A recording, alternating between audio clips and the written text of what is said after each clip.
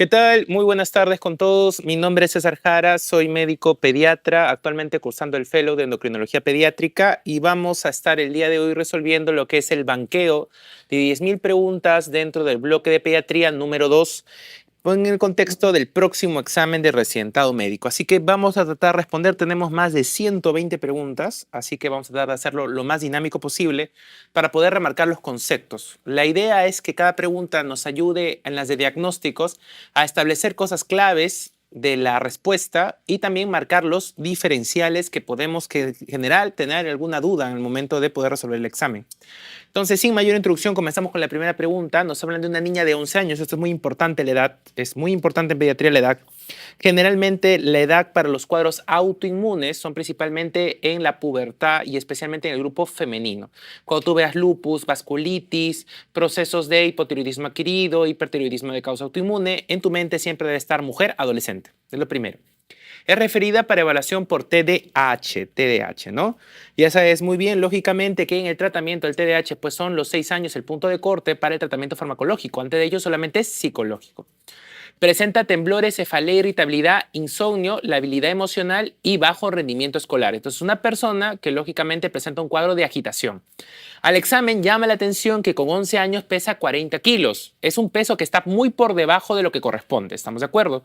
Y talla 1,63 m. Entonces, si uno se visualiza en la idea, una persona de 1,63 m debería tener un peso entre 55 a 60 kilos. Si yo digo que pesa 40 kilos, lógicamente estoy hablando de una persona adelgazada. Entonces, ahí tienes un criterio clínico, tienes un signo clínico que estás hablando de adelgazamiento.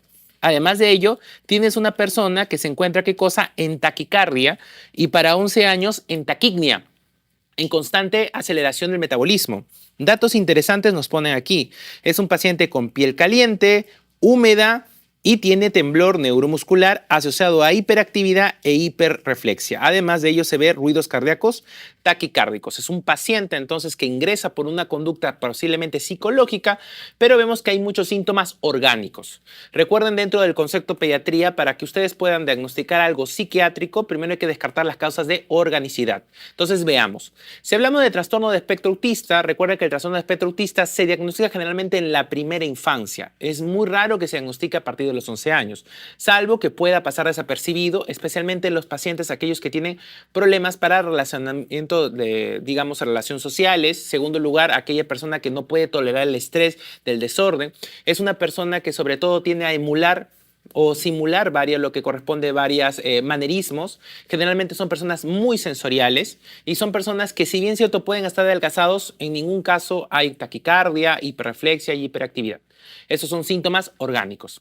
Síndrome ansioso podría ser una alternativa siempre y cuando estaríamos hablando que está relacionado a eventos de sobrepensamiento, pero al parecer estamos hablando de algo crónico, porque estamos hablando que es un paciente que ya ha sido referida por TDAH, que a pesar del síndrome ansioso que puede tener, tiene un bajo peso. Entonces, agrupar un síndrome ansioso con bajo peso sería complicado. Tendrías que hablar de una persona que permanece ansiosa constantemente y ese no parece ser el cuadro.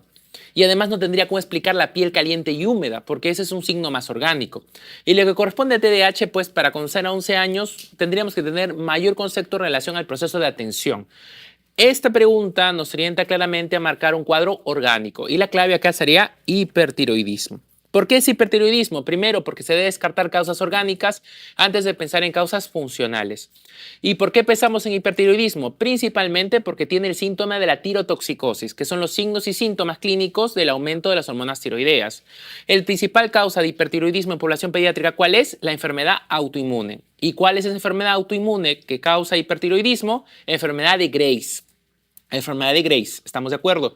Recuerda muy bien que los síntomas clínicos del hipertiroidismo en población pediátrica son muy comunes en relación al adulto. Son pacientes con bajo peso, son pacientes con taquicardia, con tremores, con temblores, con piel caliente y húmeda, pero vamos a añadir 2 o 3 signos más. Puede haber craniosinostosis, o sea, los pacientes cierran rápidamente las fontanelas cuando son hipertiroidismos en pacientes menores de 2 años. Puede haber también lo que es retraso de la pubertad, puede haber un retraso de la pubertad, los signos puberales demoran en aparecer. Y el tercer punto muy importante, en población pediátrica podríamos tener aumento de la tasa de fibrilación auricular o prolapso de válvula mitral. ¿Estamos de acuerdo? Dentro del tratamiento del hipertiroidismo, lo que nosotros damos es, en primera línea, los fármacos antitiroideos en pediatría. fármacos antitiroideos. ¿Cuáles son? El tiamazol y el carbimazol. ¿Estamos de acuerdo? Si el tratamiento falla, pasas a la segunda línea. ¿Cuál es? Yodo, radioyodo o cirugía. En un asterisco, por favor, gigante, coloca que radioyodo está aprobado para pacientes de 5 años a más. ¿Estamos de acuerdo? De 5 años a más. Entonces, dentro del contexto es un cuadro de hipertiroidismo, porque el cuadro orgánico debe ser el descarte, lógicamente, para luego pensar en causas funcionales. ¿Está claro ahí? Perfecto. Vamos. Lactante de 5 meses, desde hace 4 días presenta fiebre, rinorrea y tos. Hace un día irritabilidad, vómito y rechaza la lactancia. Es muy interesante, ¿por qué? Porque los procesos virales, generalmente en la población pediátrica, suelen cursar con periodos de fiebre y hipoactividad durante 3 días. Después de 3 días, una persistencia de cualquier síntoma febril debe hacerte pensar en la probabilidad de enfrentar una bacteremia invasiva. ¿Y cuáles son las bacteremias invasivas? Que yo te lo dije en la clase de lactante febril. Principalmente, ¿cuáles son? Las artritis sépticas y cuáles son las meningitis. ¿Estamos de acuerdo? ¿Ok? Listo. Y tenemos un paciente que está cursando en su 4.º día con fiebre de 39, frecuencia cardíaca de 128, podría ser atribuido a la fiebre, frecuencia respiratoria en 24, está irritable, eso te está hablando que hay un compromiso de sensorio, fontanela anterior prominente, es un signo muy interesante porque está diciendo que hay un aumento de volumen probablemente dentro de la localización intracraneal.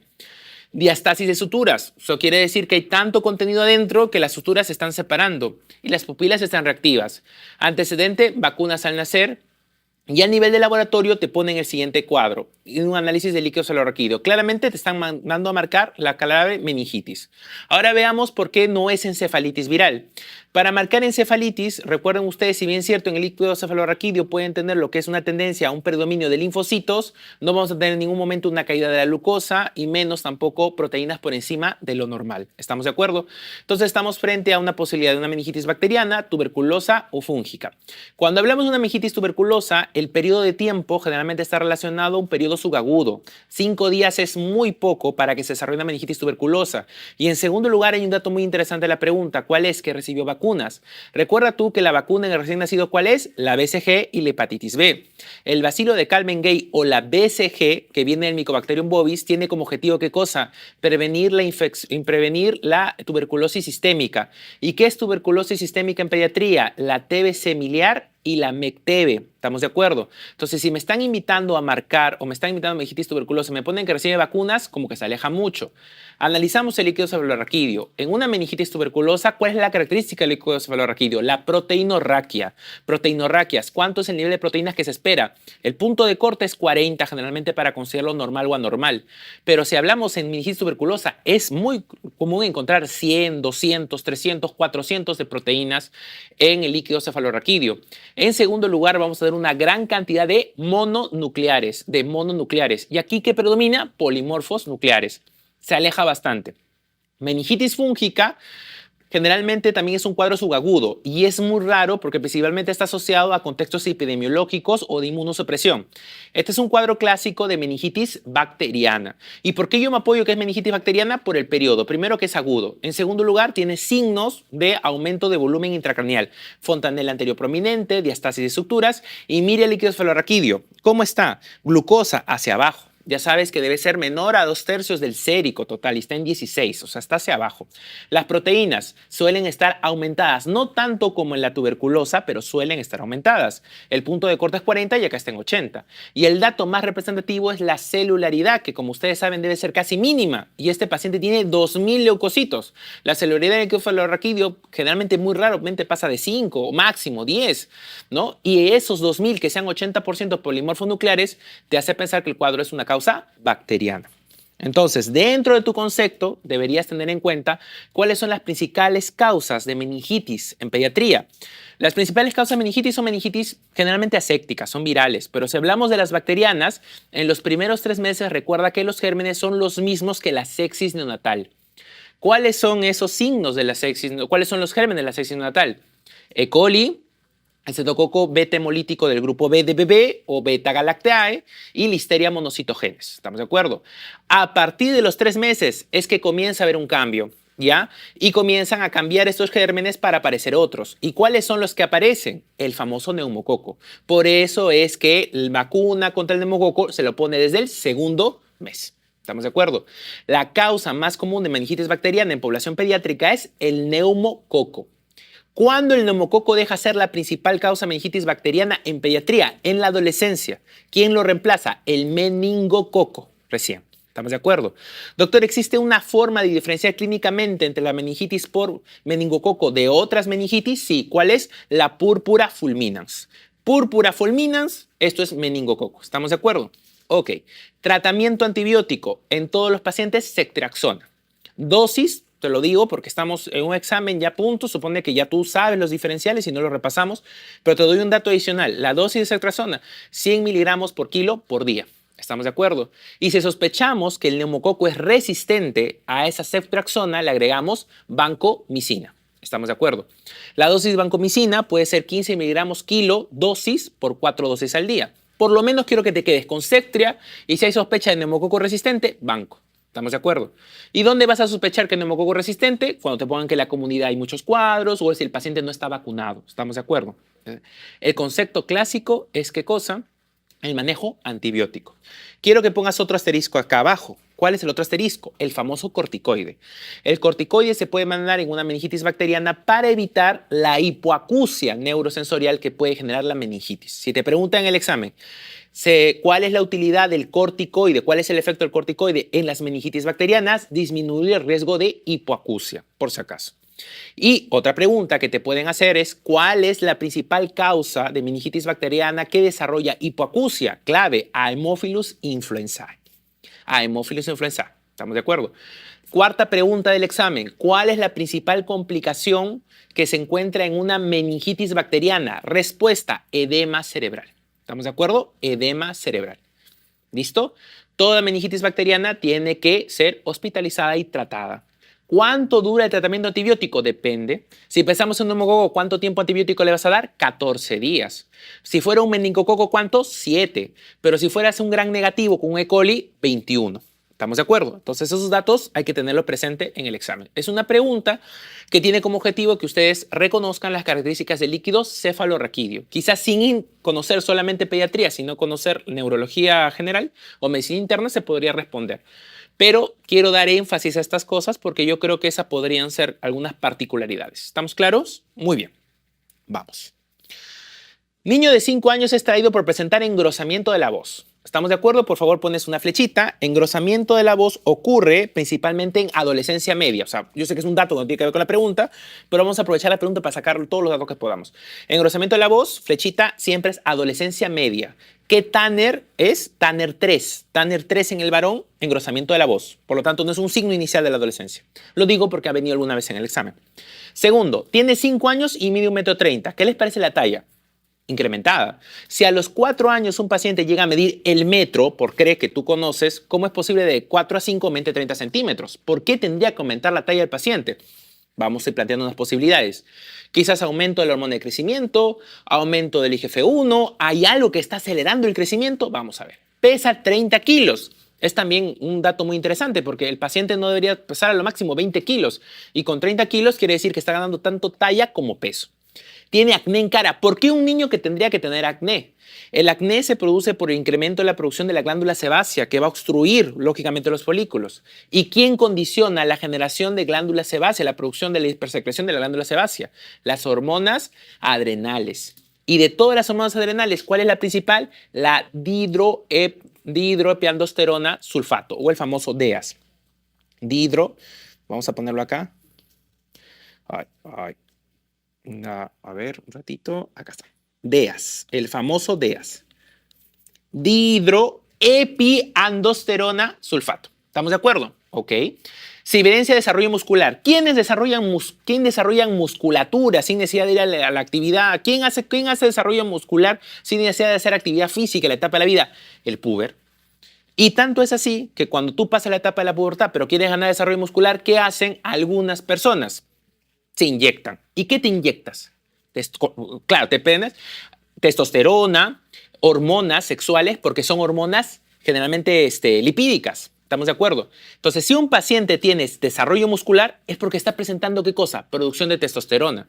Pregunto, ¿un niño de 5 años tendría que tener producción de testosterona? No. ¿Y por qué lo está haciendo? Algo está haciendo que produzca testosterona, ¿estamos de acuerdo? Y la testosterona, ¿qué garantiza, aparte del desarrollo muscular? El crecimiento del testículo y ¿qué cosa? Del pene. ¿Estamos de acuerdo? Entonces, estamos hablando de un paciente que por alguna condición está produciendo testosterona antes de la edad que le corresponde. ¿Cómo se llama eso? Pubertad precoz. ¿Estamos de acuerdo? Entonces, el concepto de pubertad precoz depende. Si es en una mujer, es cuando es menor a 8 años. Y si es en un varón, es cuando es menos de 9 años. ¿Cuál es el signo de la pubertad en la mujer? La telarquía. ¿Cuál es el signo de la pubertad en el varón? El volumen testicular mayor o igual a 4 centímetros cúbicos de una sola teste, por si acaso, porque no las dos crecen al mismo tiempo. ¿Estamos de acuerdo? Ok. Entonces, si este paciente tiene este desarrollo porque la pubertad se ha adelantado y estamos viendo frente a un incremento de testosterona, hay que preguntarnos cuáles son las causas de pubertad precoz. Las causas de pubertad precoz pueden ser de dos tipos. Centrales, que le llaman las famosas pubertades precoces verdaderas, y las famosas periféricas, que son las pseudos pubertades precoces. Para que ustedes tengan una idea, en la pubertad normal, para que ustedes comiencen a desarrollar su pubertad, el cerebro ha tenido que enviar una señal, que es la famosa GNRH, que ha sido despertado por una neurona llamada quispectina, pero lo que me importa es que tengan el concepto GNRH. La GNRH llega a la hipófisis, y la hipófisis produce ¿qué cosa? LH y FSH. La LH y FSH actúan a nivel de la gónada para producir ¿qué cosa? Estrógeno o testosterona, de acuerdo sea el género de la persona. ¿Estamos de acuerdo? O sea, el cerebro es el que comandó. Cuando la pubertad ocurre antes de lo que corresponde, o sea, una pubertad precoz, y es el cerebro quien ha comandado las señales, eso es una pubertad precoz central. ¿Estamos de acuerdo? En cambio, una pubertad precoz periférica, el cerebro nunca mandó ninguna señal, pero por alguna razón del destino, la gónada solita comenzó a producir hormonas. Por lo tanto, ¿cómo puedo diferenciar bioquímicamente un caso central de un periférico? Evaluando la LH y la FSH. Si yo tengo LH y FSH súper altas, ¿la causa qué cosa? ¿Es cerebral o periférico? Cerebral, porque la hipófisis está que regula toda la circunstancia. En cambio, si yo tengo LH y FSH baja, pero tengo un montón de testosterona o estrógeno, la causa es periférica, porque el cerebro no está mandando ninguna señal. ¿Estamos de acuerdo? Las causas centrales más frecuentes es en general idiopáticas, o sea, no es una causa orgánica, es una causa no clara. Pero en varones la causa cambia. Cuando tú tienes un varón, aparte de la idiopática, casi igual están las pubertades precoces que se dependen por tumores. Y hay tumores que pueden estar ubicados en la zona hipofisiaria y producir esas hormonas. ¿Estamos de acuerdo? ¿Cuál es el tumor por excelencia que produce pubertad precoz central en los varones? Se llama amartoma. Amartoma. Amartoma. ¿Listo? Entonces, ¿qué se hace con estos pacientes? Se da un tratamiento que es un análogo de GnRH y se acabó. En la pubertad precoz periférica hay que estudiar por qué está produciendo la sospecha. Entonces, frente a esto, nosotros vamos a ver cuáles son la posibilidad. Nos dicen nos dicen hiperaldosteronismo. Pregunta, ¿qué cosa tiene que ver la aldosterona en el desarrollo de la pubertad? Nada. Es una capa que está diferenciada de la producción del cortisol y de las hormonas sexuales, de la capa reticular. La aldosterona se produce en la capa glomerular. No va por ahí. Y el hiperaldosteronismo, ¿qué hace la aldosterona? Recapta sodio y bota potasio. Un hiperaldosteronismo, ¿qué cosa va a tener? Hipernatremia, recapta sodio y va a botar potasio. Entonces no tiene nada que ver con el cuadro clínico. ¿Estamos de acuerdo? Ok. Hipercortisolismo, ok, es una sobreproducción de la glándula adrenal, porque el cortisol se genera ¿dónde? En la corteza, en la capa fasciculada. Pero pregunta, ¿qué cosa tiene que ver el cortisol con el desarrollo puberal? Tampoco. Y si ustedes se acuerdan, ¿cuál es el cuadro clínico en endocrinología que se caracteriza por un exceso de cortisol? Cushing. ¿Y cómo son los Cushing? Son bajitos y gorditos. Entonces, son bajitos y gorditos. Cuando tienes un paciente con Cushing, no vas a tener talla de 1,30 m con 5 años. ¿Estamos de acuerdo? Se aleja. Además, el cortisol no tiene un papel directamente clave en la pubertad. Estás entre tumor y testicular y hiperplasia suprarrenal porque ambas son causas periféricas. ¿Estamos de acuerdo? Ok. Si fuera un tumor testicular, ¿estamos de acuerdo? Los tumores testiculares se palpan a nivel de las mismas gónadas. En pediatría es común a veces encontrar nódulos paratesticulares, que solamente son puntos de drenaje linfático que ocurre a nivel de la gónada. Los tumores son dependientes del mismo testículo. Y el principal tumor testicular que produce pubertad precoz, ¿cuál es? Lady. ¿Por qué? Porque la Lady produce ¿qué cosa? Testosterona, así claramente. ¿Estamos de acuerdo? Todo esto me hace invitar a hiperplasia suprarrenal congénita. La hiperplasia suprarrenal congénita es una de las principales causas de pubertades precoces en el varón, de causa periférica. Doctor, pero la hiperplasia suprarrenal congénita yo he entendido que es el cuadro que se deshidrata y este niño tiene 5 años, ¿cómo vamos a pensar eso? Ok, la hiperplasia suprarrenal tiene un montón de tipos, pero lo más importante que ustedes deben saber es que existen dos formas de presentación, la clásica y la no clásica.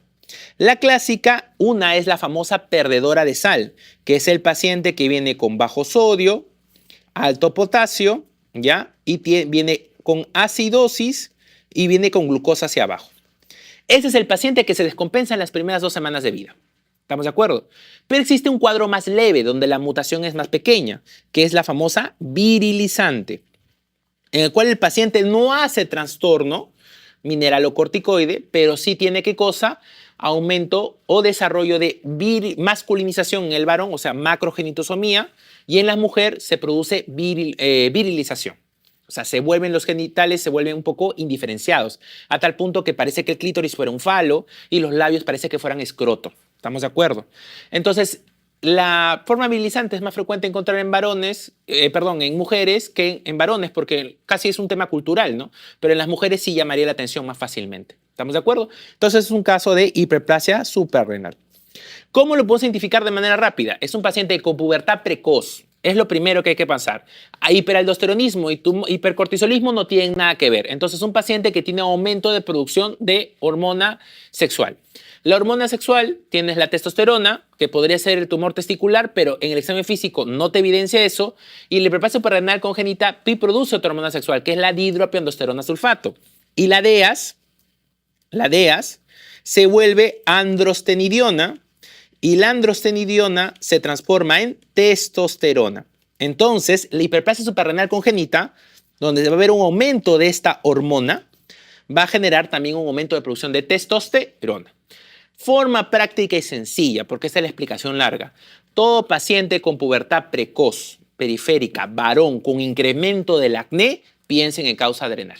Las causas testiculares no van generalmente con mucho acné. Que te digan acné, tienes que descartar ¿qué cosa?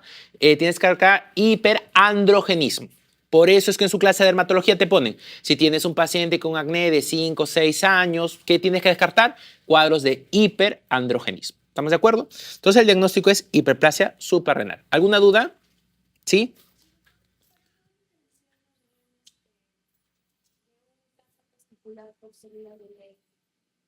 Tendría que sacar una ecografía y se palpa el mismo nódulo. O sea, se palpa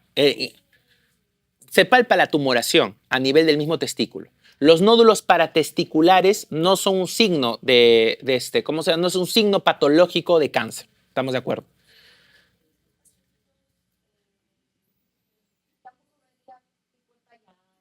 Es que está ya alta, porque tiene 1,30 m y tiene 5 años. También, lo que pasa es que es una producción de testosterona. O sea, el paciente, en esta pregunta, el paciente tiene ¿qué cosa? Un aumento de producción de hormonas sexuales. La hormona sexual base es la testosterona. Lo puede producir las células de Leydig, ¿ok? O lo puede producir la suprarrenal a través del DEAS, que se vuelve androstenediona y testosterona. O sea, hay dos formas de producirla. ¿Por qué no marco tumor testicular? Porque son pequeños nódulos paratesticulares. El tumor es dependiente de testículo. No es un tumor que está afuera del testículo. Porque las células de Leydig forman parte del mismo estroma del testículo. No son afuera de la producción. Los nódulos paratesticulares pueden estar asociados, lógicamente, a procesos, infecciosos, virales. Y generalmente no son pequeños nódulos, sino son tumoraciones duras, grandes, que acompañan un incremento de volumen. Y estamos hablando de un paciente que se palpa como pequeños nódulos. Eso relativamente no tiene un significado clínico para pensar en cáncer. ¿Estamos de acuerdo? La hiperplasia suprarrenal congénita, sin embargo, sí es una opción más factible. ¿Por qué? Porque tienes el desarrollo del acné. El acné está principalmente comandado por la DEAS.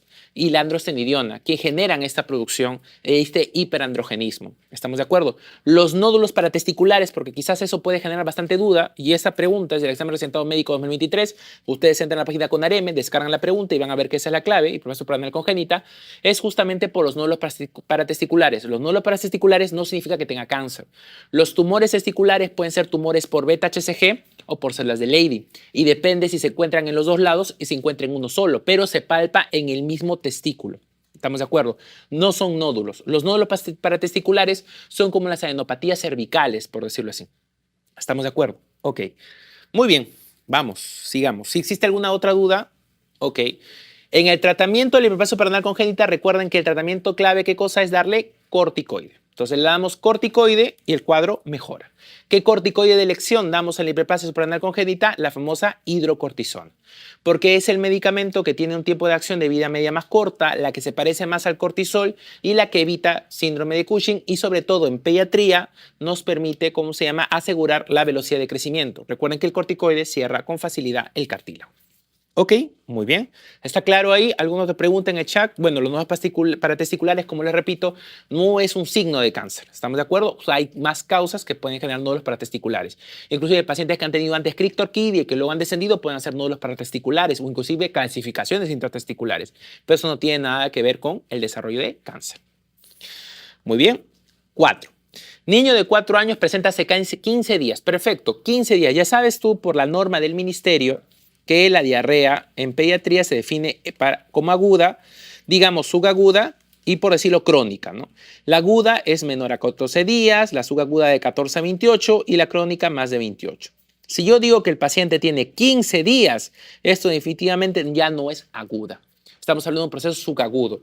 En las causas agudas era fácil identificarlo porque lo repasamos hasta el cansancio en la clase pasada. ¿Cuál era? Si era un paciente con disentérica o no disentérica. Si es disentérica y es un paciente que tiene menos de 2 años, Campylobacter jejuni. Si es más de 4 años, Shigella. ¿Qué es Shigella? Flesneri, ¿no? Flesneri. Pero si es no disentérica, depende. Si es un paciente menor a 2 años, rotavirus. ¿Qué tipo de rotavirus? Rotavirus A. Pero si es un paciente mayor de 2 años, E. coli enterotoxigénica. Todo esto es bonito, pero esto se aplica a qué cosa en el contexto de una diarrea aguda. Con 15 días, esto ya no se aplica. ¿Estamos de acuerdo? Entonces estamos frente a la causa subaguda. ¿Y quién comanda las causas subagudas? ¿Son los cuadros inflamatorios o pueden ser los cuadros parasitarios? Veamos. Tiene dolor abdominal postprandial con distensión abdominal y deposiciones líquidas claras. O sea, es un paciente que come, pero lógicamente al ingerir el alimento no lo está procesando bien. Por eso es que se distiende. Eso es un síndrome de malabsorción. Y tiene deposiciones líquidas claras sin sangre. Un dato muy importante. Ya no tiene fiebre ni tiene pérdida de apetito. El abdomen está distendido, dolorosa la palpación profunda y ruidos hidroaéreos aumentados. Vamos a ver.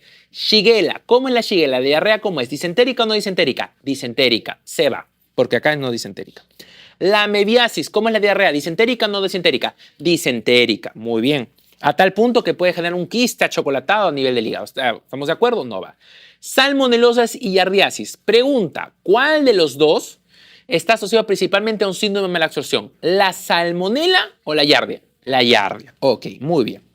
Recuerden que la salmonelosis puede generar también un cuadro de deposiciones líquidas y que no se tratan generalmente con tratamiento antibiótico, suelen pasar por sí solas, ¿estamos de acuerdo? En algunos casos, pero no se asocian a este periodo de tiempo, ¿estamos de acuerdo? Que corresponde. Además que son deposiciones líquidas y claras. Doctor, pero no dice deposiciones esteatorreicas, no dice deposiciones oleosas, que es lo que yo tengo presente al momento de marcar yardia, ¿no? Está bien, dentro de los síntomas clínicos de la yardia, no todos los pacientes desarrollan esa cantidad o desarrollan esa característica. El signo más específico de la infección por yardia es el síndrome de mala absorción. Para que un paciente tenga una diarrea esteatorreica oleosa, tiene que haber una gran cantidad de consumo de grasas para que esto se exprese en la deposición. ¿Estamos de acuerdo? El concepto clásico es paciente con una diarrea más de 14 días, con un síndrome de mala absorción que te viene.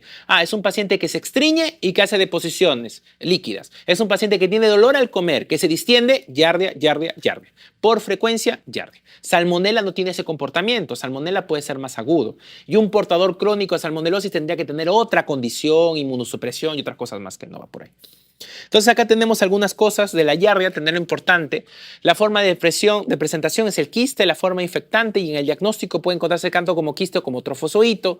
Es un síndrome malabsortivo, por eso lo he puesto en grande, porque no es realmente la diarrea esteatorreica, oleosa o aceitosa, que es la que nos llama la atención. Eso depende de la cantidad de grasas. Es el síndrome malabsortivo como tal. ¿Estamos de acuerdo? Recuerda que la Giardia le gusta vivir ¿a dónde? A nivel del intestino delgado. Por eso es que produce este síndrome de malabsorción y puede generar un síndrome pseudoulceroso al confundirse con una famosa úlcera péptica por Helicobacter pylori. ¿Estamos de acuerdo? La transmisión es fecal-oral, los hospedadores son los humanos y los animales, y las manifestaciones clínicas pueden hacer el síndrome malabsortivo, y esto puede condicionar ¿qué cosa? Diarrea esteatorreica, dolor abdominal y vómitos ocasionalmente. El tratamiento, que ha sido una pregunta que ha venido en el examen, puede ser a través de metronidazol, que es 15 miligramos por kilo al día, solo que lo divides en 3 dosis. El tiempo es variable, porque la literatura dice 5, otro dicen 7, otro dicen 10. La literatura que recomienda la Academia de Infectología Americana es 10 días. Y el tinidazol, que se da como dosis únicas, a una dosis de 50 miligramos por kilo. Ok, vamos. Desnutrición, inmunosupresión principalmente. Si causa de diarrea crónica en pediatría, desnutrición, problemas metabólicos y inmunosupresión. 5. Paciente de 12 años presenta hace 10 días odinofagia. ¿Ok? Fiebre de 38 y lesiones maculopapulares en tronco, cara y extremidades. Niega prurito. Al examen faringe hiperémica, amígdalas hipertróficas, exudativas, linfadenopatías de 2 por 3 centímetros a predominio de la región cervical y presenta hepatoesplenomegalia. ¿Cuál es el diagnóstico probable? Ok, vamos paso a paso. La faringitis estreptocócica no puede ser. ¿Por qué? Porque la faringitis estreptocócica, el exantema no son maculopapular. ¿Cómo es? Micropapular. La piel de gallina es micropapular, no puede ser maculopapular. Y la faringitis estreptocócica no tiene nada que ver con la presentación de la hepatoesplenomegalia. Esto es característico de la afectación del res. No va por ahí, ¿estamos de acuerdo? Ok. La escarlatina como tal tampoco podría ser una opción, porque tendríamos que estar pensando lógicamente, aparte del exantema micropapular que puede encontrarse, como hemos mencionado, las líneas de Pastia, la lengua en fresa, que es característico. Linfoquitis es un término genérico. Aquí la clave es mononucleosis infecciosa. Doctor, pero acá tiene exudado faringio, y esa fue la segunda clave que se marcó en orden de frecuencia. La mayoría marcó mononucleosis infecciosa. Recuerden tú que el exudado faringio no es un signo confiable para diferenciar una faringitis bacteriana de una faringitis viral. Recuerda tú que las causas de exudado faringio pueden ser bacterianas, pero también pueden ser virales. ¿Cuáles son las virales a la cabeza? La mononucleosis infecciosa, virus de Epstein-Barr y citomegalovirus. ¿Qué otro virus te puede dar exudado faringio? El adenovirus también te puede causar exudado faringio. Por lo tanto, si a ti te preguntan en el examen cuál es el signo clínico más confiable para diferenciar una faringitis viral de bacteriana, la respuesta es la petequia en el paladar. La petequia en el paladar es el signo clínico más específico de faringitis estreptocócica en pediatría. Pero es tan raro de encontrar que por eso no está en sus famosos criterios de Centor. Los criterios de Centor, modificados por Maggie-Sachs, sirven para ver la probabilidad de que la faringitis sea viral o bacteriana. Probabilidad, ¿estamos de acuerdo? ¿Cuáles son los criterios de Centor? La edad, que es el criterio que agregó Maggie-Sachs, ¿no? Que es la edad que está ubicada entre 3 a 15 años. ¿Cuál es el otro? La fiebre. Muy bien, la ausencia de tos. ¿Qué más tenemos? La famosa adenopatía. ¿Y qué más tenemos? Aparte de la fiebre, tenemos la hipertrofia, o exudado, ¿no? O exudado amigdaliano. ¿Ok? De todos estos criterios que están aquí, el más específico, no hablo en general, porque el más específico es la petequia. De los 5, el más asociado, el más específico es la ausencia de tos. Y en segundo lugar, la adenopatía. Eso quiere decir que el exudado es indistinto. Entonces, por lo tanto, ustedes decir que por exudado le pongo antibiótico y sin exudado no le doy antibiótico, no es correcto. ¿Cuándo van a sospechar ustedes? Cuando te pongan ausencia de tos y adenopatía, eso debe ser una faga bacteriana. ¿Estamos de acuerdo? Recuerden ustedes que los criterios de Centor te va a dar un punto por cada uno de los criterios cumplidos. Si sumas de 4 a 5 puntos, la probabilidad de que sea bacteriana es del 50%. Entonces, ¿qué cosa vas a hacer? Vas a tomarle un cultivo y le inicias un tratamiento empírico. ¿Cuál es el tratamiento empírico en la faga bacteriana? La amoxicilina. ¿Cuál es la dosis de amoxicilina en faga bacteriana? Y eso te pueden preguntar con total tranquilidad. 50 miligramos por kilo al día por 10 días. En cambio, si el puntaje es de 3, queda la duda o de acuerdo a la circunstancia. Y si el puntaje es de 0 a 2, te dice no tomes cultivo, probablemente sea solo viral. ¿Estamos de acuerdo? Ok. En el caso de una mononucleosis infecciosa, recuerda tú que existe, aparte del examen clínico, existe una famosa triada, que es la fiebre, la adenopatía, lógicamente, ¿no? La fiebre y la faringitis.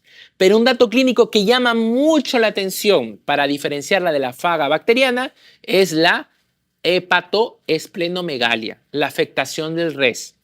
Y si tú quieres usar los laboratorios, recuerda que la prueba de elección antigua, te la comento antigua porque ya no se hace, son las pruebas de los anticuerpos heterófilos de Paul Davison Brunel, que lo vas a encontrar como clave en preguntas antiguas.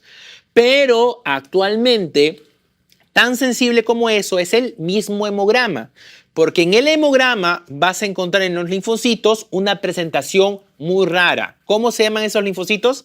Atípicos, variantes o autorreactivos. ¿Estamos de acuerdo? Atípicos, variantes o autorreactivos. Si a ti te ponen ustedes el contexto de un paciente con mononucleosis y te dicen qué cosa espero encontrar, linfocitos atípicos, variantes o autorreactivos. ¿Estamos de acuerdo? O prueba del Paul Davison Brunel positiva, ¿no? En todo caso. Pero ese es el criterio de forma de diferenciar. Por favor, apunta con un asterisco abajo. Cuando las mononucleosis se confundan como fagas bacterianas y tú le das amoxicilina, el paciente hace un rash. Y eso es muy importante entenderlo porque esa es una característica clínica. ¿Y por qué te estoy dando estos datos que pueden ser quizás más teóricos? Porque estos datos han sido parte de las preguntas. No ha habido ninguna pregunta que te ha dicho, ¿no? ¿El rash se asocia a amoxicilina, se asocia a tal? No. Pero ha habido una pregunta que vino el año pasado, si más no me equivoco. Te ponían un caso de un paciente con una mononucleosis infecciosa al final, pero te ponían en el contexto al inicio, ¿no? Recibió amoxicilina y aumentó el rash. Tú ya leyendo eso, ya sin leer el resto de la pregunta, sabías que era una mononucleosis infecciosa. En el resto de la pregunta te pusieron que había hepatoesplenomegalia, que había exudado faríngeo, adenopatía y tal. ¿No? Pero todo dato sirve en pediatría. Y estos datos que te estoy dando sirven para que cuando tú tengas que hacer el desempate y estás en la duda entre marcar la A y la D, tengas mayor facilidad para escoger la clave correcta. ¿Estamos de acuerdo? Entonces, esos datos pequeños que por ahí te doy, que quizás pueden ser, tú dices, pero son muy rebuscados, muy de especialidad, te pueden ayudar al momento de la duda. La principal duda que existe con las preguntas de mononucleosis es con fagas bacterianas. Y la forma práctica con la que yo siempre lo he resolvido toda mi vida desde que era de pregrado, la hepatoesplenomegalia. Los linfocitos reactivos, variantes, autorreactivos y sobre todo, lógicamente, lo que es el tema de el rash con la amoxicilina. Esas tres cositas me han servido para mí, por decirlo, desde el inicio hasta la fecha, garantizar la resolución del 100% de preguntas sin ningún error en el diagnóstico de diferencial de faga bacteriana como nucleosis infecciosa, que es común que ocurra en el banqueo de pediatría. Siempre esa confusión entre esas dos. ¿Estamos de acuerdo? Ok. ¿Alguna duda? Muy bien, entonces pasamos. Nos demoramos un poquito más acá porque son quizás las preguntas más recientes, las más tipo, y las otras ya las vamos a avanzar un poco más rápida, pero es importante verlo, ¿no? Mucosis infecciosa, la enfermedad famosa del beso, se transmite a través de secreción salival y genitales. La principal causa es el virus de Epstein-Barr, por si acaso, Epstein-Barr. Los inmunocompetentes somos Epstein-Barr crónico generalmente. Los citomegalovirus son más parte de los inmunodeprimidos. Y aquí ustedes tienen la fase, ¿no? La famosa fase de estado, que es la fiebre, la adenopatía, y lo que corresponde a la faringitis, y luego viene el compromiso del sistema retículo endotelial, que es la linfoadenomegalia junto con la hepatoesplenomegalia y el exantema maculopapular. Recuerden ustedes que el paciente puede contagiar inclusive hasta 4 meses después de la infección. ¿Estamos de acuerdo? Y en los pacientes pediátricos, en los neonatitos, una forma también de estudio de citomegalovirus o Epstein-Barr es a través del dosaje del virus en la misma orina también. ¿Ok? Muy bien, seguimos. 6. Niño de 4 años con síntomas de catarrales, fiebre desde 5 días extraído por tos y dificultad respiratoria. Eso puede ser cualquier cosa. Al examen, irritable, febril, rinorrea blanquecina. Ok. Adenopatía cervical bilateral. Eso puede ser cualquier cosa. Exantema, eritemato, maculopapular. Eso cambia porque ya te está agrupando un grupo de exantemas. Ojos con eritema conjuntival, secreción bilateral, mucosa oral, eritema en paladar y encías, y se encuentra roncos y sucrépitos. Se acabó. Que he escuchado mi clase, ya marcan al toque la clave. Pero si no, vamos a aprovechar en hacer algunos diferenciales muy rápidos.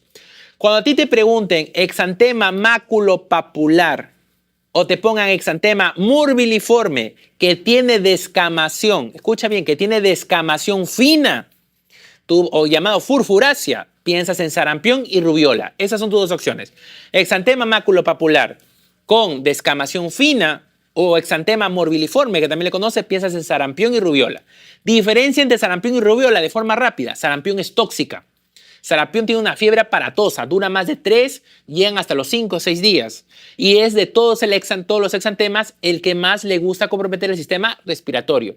Cuando tú veas el contexto de esta pregunta, cuando te diga tiene sucrépitos, tiene ronco, tiene tos, moviliza secreciones, piensa en sarampión. Exantema con patología respiratoria baja, sarampión, sarampión, sarampión. En cambio, rubiola es súper mega light, es tranquila, pasa desapercibida.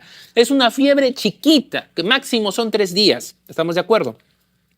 Puede haber también conjuntivitis en rubiola, es más en sarampión, puede haber, pero la palabra clave aquí en rubiola es la famosa adenopatía. Doctor, pero acá hay adenopatía, sí, pero las adenopatías de rubiola son características, como siempre lo digo, es de la oreja para atrás. Son occipitales, cervicales posteriores o retroauriculares. Ustedes cuando se enferman de la garganta tienen adenopatías cervicales anteriores y no por eso tienen rubiola, ¿estamos de acuerdo? Entonces las adenopatías no todas siempre son rubiola, ni todas las que tienen conjuntivitis son rubiola.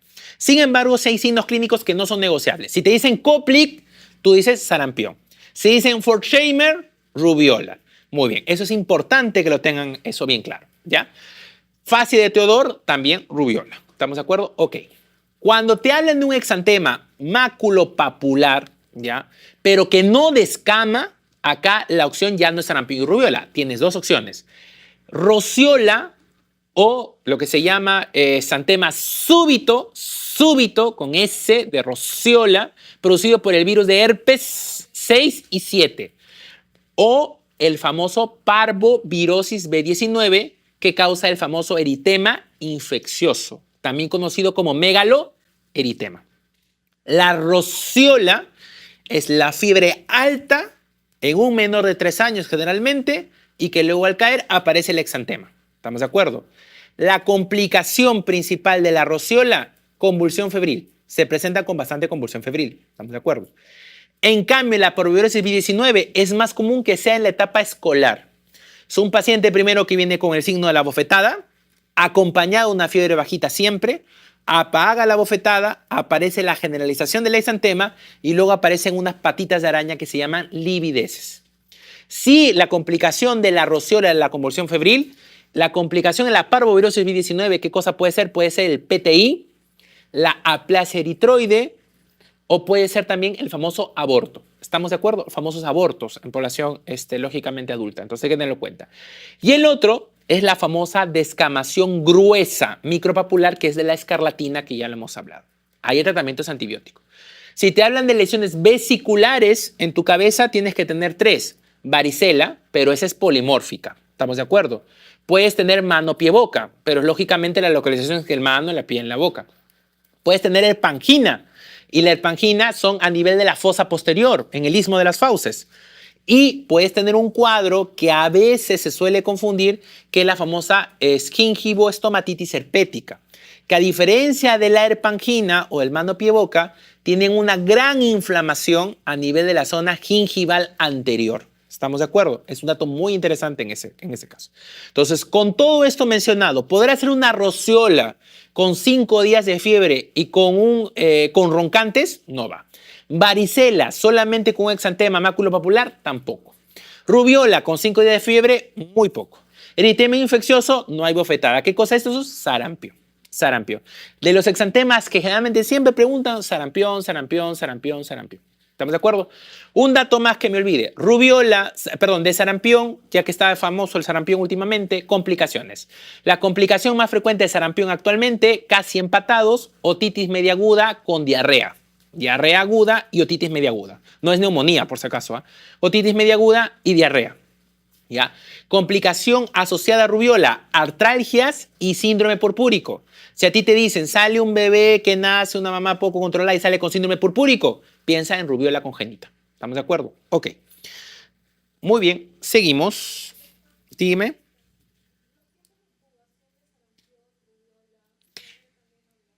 Claro, o sea, depende mucho del tiempo, ¿no? Por ejemplo, en caso de sarampión, si no me equivoco, son generalmente de 7 a 14 días, ¿ya? En el caso de rubiola suele extenderse un poquito más, hasta 21 días, y en el caso de varicela llega un promedio también que va entre 10 a 14 aproximadamente. Ujú, muy bien. Niño de 2 años presenta fiebre hace 2 días. Recuerden que todos estos cuadros, tanto sarampión y rubiola, contagian desde 5 días antes hasta 5 días después del exantema. ¿Estamos de acuerdo? Ok. Niño de 2 años presenta fiebre hace 2 días, dolor faringio, anorexia, es traído por presentar erupción generalizada. Tiene dolor faringio y presenta erupción generalizada. Al examen, frecuencia cardíaca de 90, respiratoria de 25, temperatura de 37. Eritema en cara y cuello. Hasta ahí es muy todavía generalizado. Eritema en cara y cuello, pequeñas máculas irregulares rosadas. Rosada te hacía pensar en rociola, pero vamos a ver qué hay. Que confluyen y se diseminan en tronco y extremidades. Orofaringe con lesiones rosadas y petequias en paladar blando. Ah, ok, eso es interesante. Y adenopatías que están ubicadas, mira, en la zona suboccipital y retroauricular y que son dolorosas. ¿Cuál sería el diagnóstico más probable? Rubiola. ¿Por qué es rubiola? Por las adenopatías. Y en segundo lugar, por la descripción clínica de las famosas manchas de Forchheimer. ¿Cuáles son las manchas de Forchheimer? Justamente esas petequias en paladar blando. Si a ti te hablan de las manchas de Koplik, que es de sarampión, es el famoso anentema, o lesiones blanquecinas dentro del carrillo, o sea, dentro de la mejilla, ¿no? Por dentro de los cachetes, por decirlo así. Pero en rubiola, las petequias en paladar blando asociadas a adenopatías, eso es la famosa manchas de Forchheimer. Entonces, el caso es rubiola. ¿Listo? Muy bien. Vamos. Vamos. 8. Lactante de 1 mes que recibe lactancia materna exclusiva. Presenta vómitos y diarreas desde los 4 días de vida. Eso es importante. Porque si tú tienes un paciente que tiene desde el inicio procesos de vómitos, o es una causa estructural quirúrgica o es un posible problema metabólico. Es lo primero que... Un paciente que toma leche y comienza a tener procesos de vómito constante, es dos. O es una causa quirúrgica o es una causa metabólica. En Guam. Actualmente cursa con letargia e irritabilidad, ¿ok? Dificultad para alimentarse y escasa ganancia de peso. O sea, lógicamente lo que come lo está botando, ¿no? Llega a emergencia por presentar convulsión. La principal causa de convulsión en esta primera etapa son las causas de hipoglicemia, ¿estamos de acuerdo? Pero recordemos, dentro de las causas metabólicas es la hipoglicemia. Pero conforme pasa el tiempo, recuerden que es el sodio lo que va a acompañar principalmente a la convulsión. Ictericia, hepatomegalia y esplenomegalia. Se confirma insuficiencia hepática, tiene tubulopatía renal y sepsis por E. coli. ¿Cuál es la sospecha diagnóstica? Ok, vamos a marcar algo. Hipotiroidismo congénito. ¿Por qué no podría ser? Porque el hipotiroidismo congénito manifiesta sus síntomas a partir del día 21. Por eso es que tú tienes un tiempo para hacer el tamizaje. El tamizaje metabólico se hace entre las 48 72 horas de elección hasta la primera semana, debe ser el primer tamizaje. Y si hubiera un resultado alterado, tienes que hacerle un segundo a los 15 días. ¿Estamos de acuerdo? Entre los 48 a 72 horas del nacido. Hasta la primera semana. Debe ser en ese momento el primer tamizaje.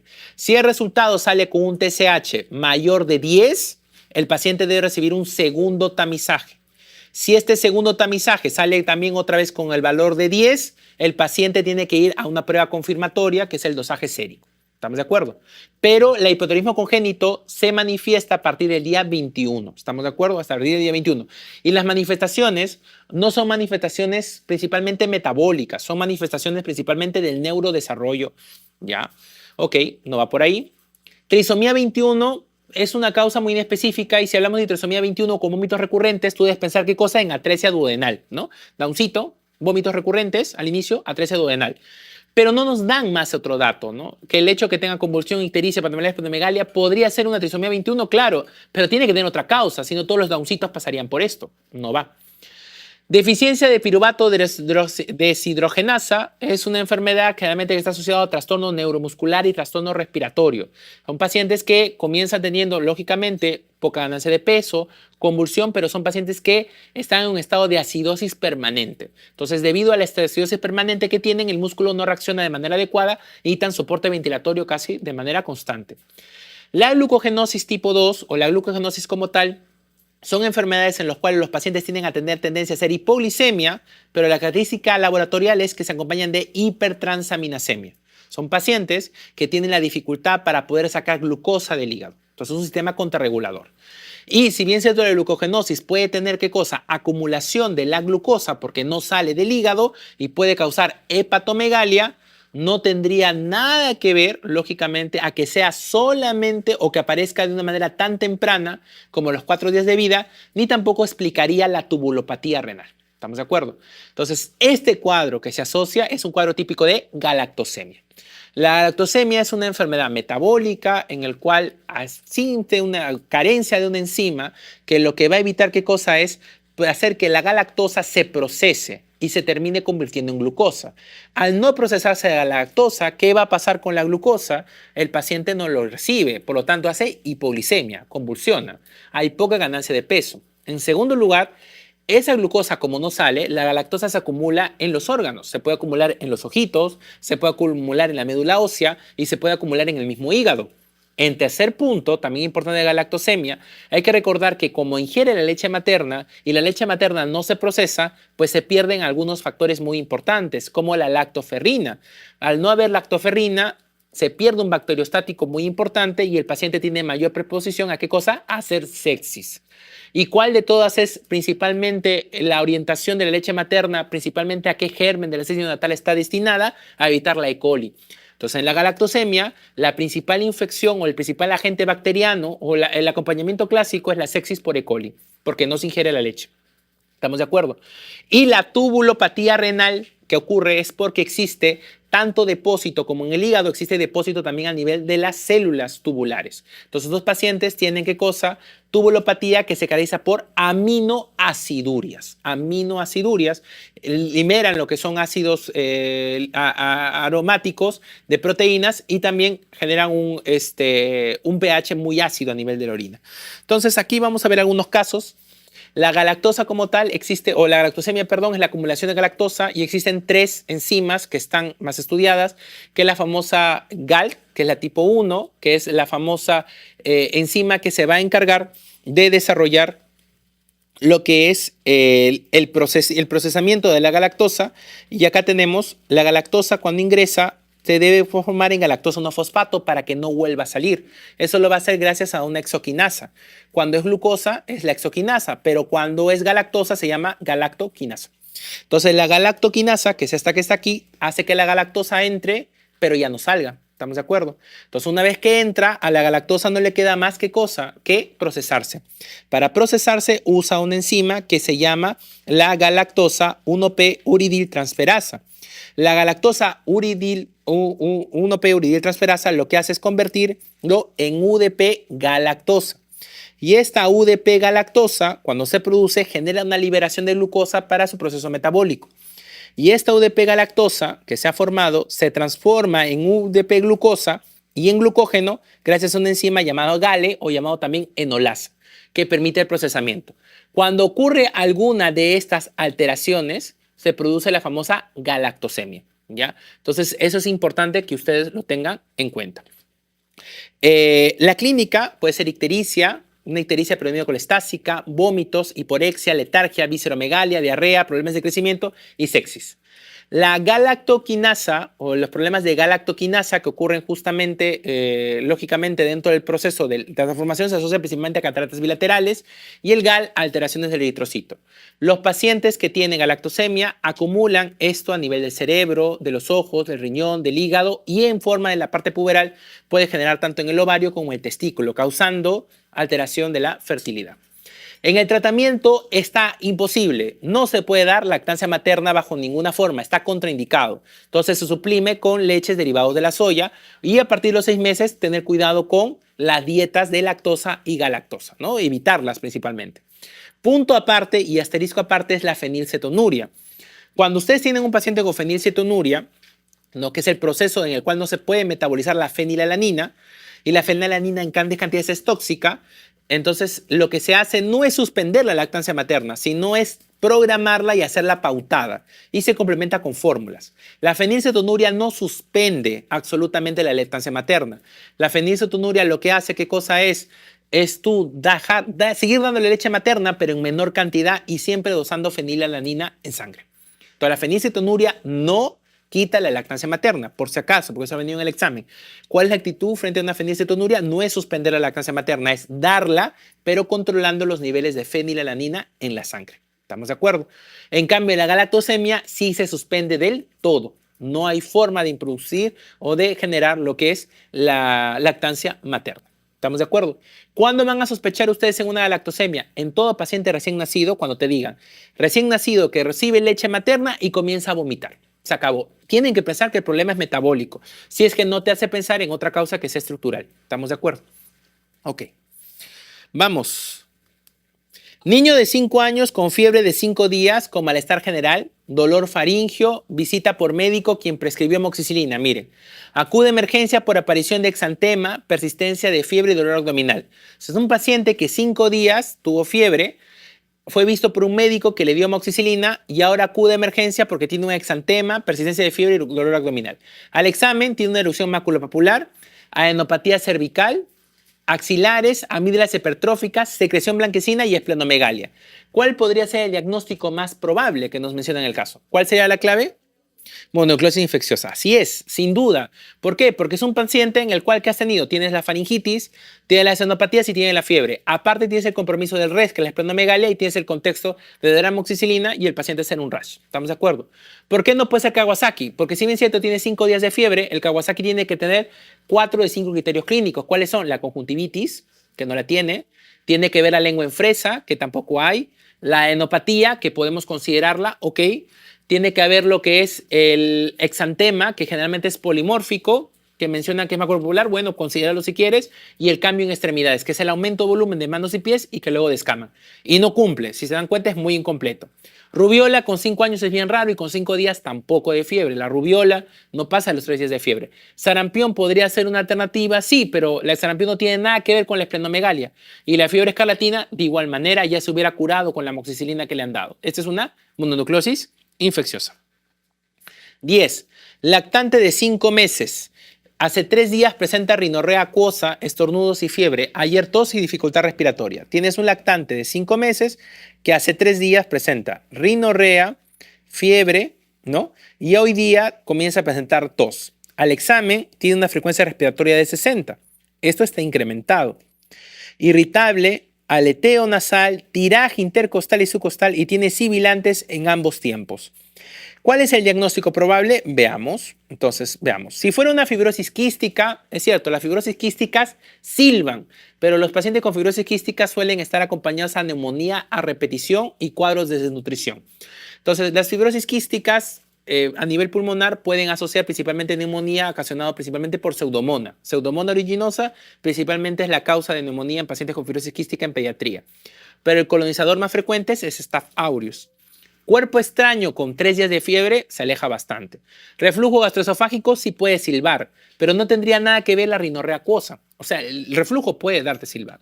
Neumonía, el tiempo de acción, el periodo de enfermedad es muy corto. ¿Cómo se llama la etapa de la enfermedad clínica en pediatría que ocurre en un menor de 2 años, que se caracteriza por ser el primer episodio de sibilancias, precedido de un cuadro catarral?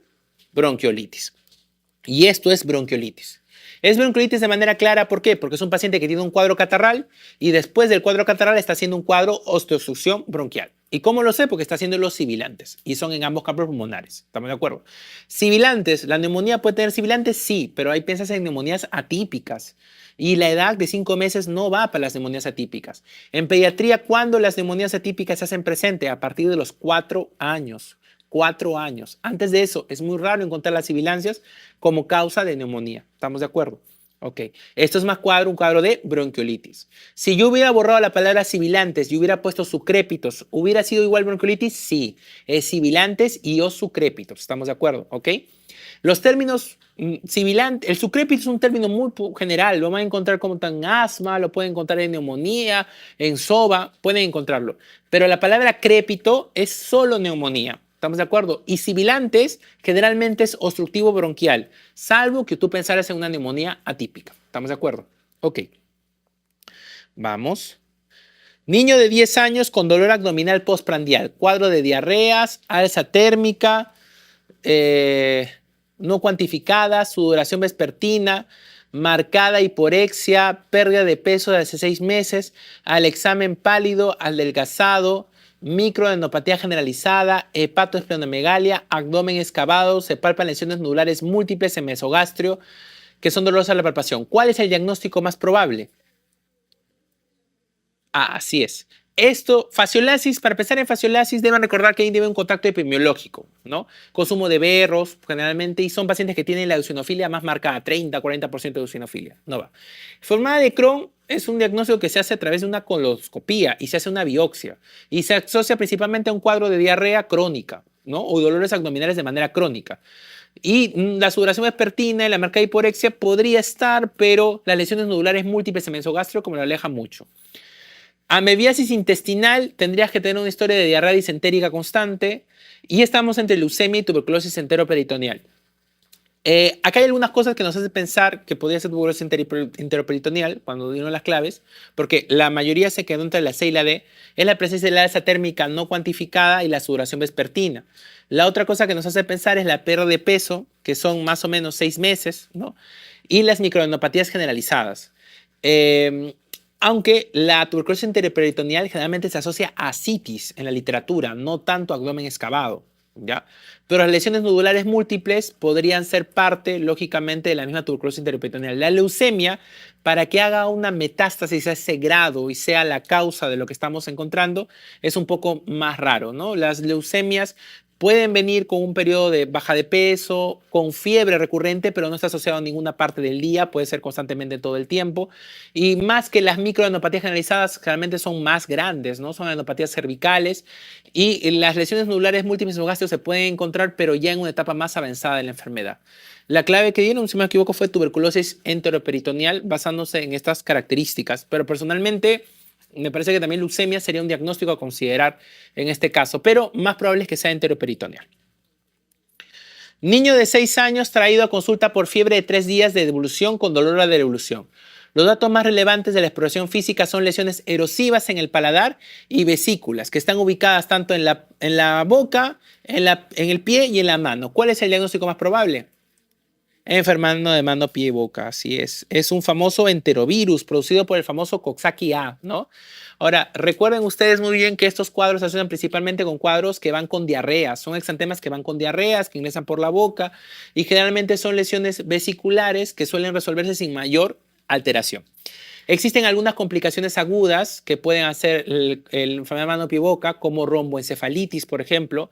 Pueden hacer también parálisis flácida, por si acaso, la enfermedad de mano pie boca. Pueden hacer compromiso cardiovascular si el Coxsackie ya no es el A, sino es el famoso B, ¿no? Y en todo caso, también es bueno encontrar que hay un signo crónico o hay un signo característico que ocurre después que ha venido en el examen. Cuando los pacientes tienen enfermedad mano pie boca, después del periodo agudo de la enfermedad y el paciente recupera, se aparece el exantema, ocurre una pérdida de las uñas que se llama onicomadesis. La onicomadesis es característico del Coxsackie. Cuando ustedes vean o hayan tenido la oportunidad de ver un paciente con mano, pie, boca, literalmente las uñas se descaman. Y eso yo lo sé porque yo lo he vivido. Cuando fui reciente primer año, a mí me infectaron de mano, pie, boca. Como todos pensamos que a veces somos inmortales, yo lo evalué así como si nada. Y me dio mano, pie, boca, justo en el inicio del COVID. Y luego se me cayeron todas las uñas, literalmente ocurre eso. Entonces, eso ocurre, es parte de la enfermedad. Onicomadesis, no es onicolisis. Onicolisis es un término que tiene que ver con la micosis unguial. Es onicomadesis, ya, onicomadesis. Lo digo porque justo esta pregunta me vino a mí para yo ingresar a la subespecialidad. Entonces, cosas de la vida, ¿no? Entonces, sí ocurre. Entonces, es importante. Vamos a ver por qué nuestra faringitis aguda no tiene vesículas, ¿no? Steven Johnson, hay compromiso de mucosas y compromiso de la piel, pero el Steven Johnson tiene relacionado principalmente a un medicamento. Puede ser un metalactámico, un anticonvulsivante y generalmente es el menos del 10%. No parece ser este caso. Eritema multiforme son las famosas lesiones en diana que ocurren en el resto del cuerpo y acá son lesiones vesiculares y la recreación sí tiene que haber un contexto epidemiológico. Esta es una enfermedad de mano pie-boca. Flácida. Ajá, aquí está. El Coxsackie A16 es un enterovirus y la vía de transmisión es digestiva, respiratorio, contacto. El periodo de incubación es variable, ¿por qué?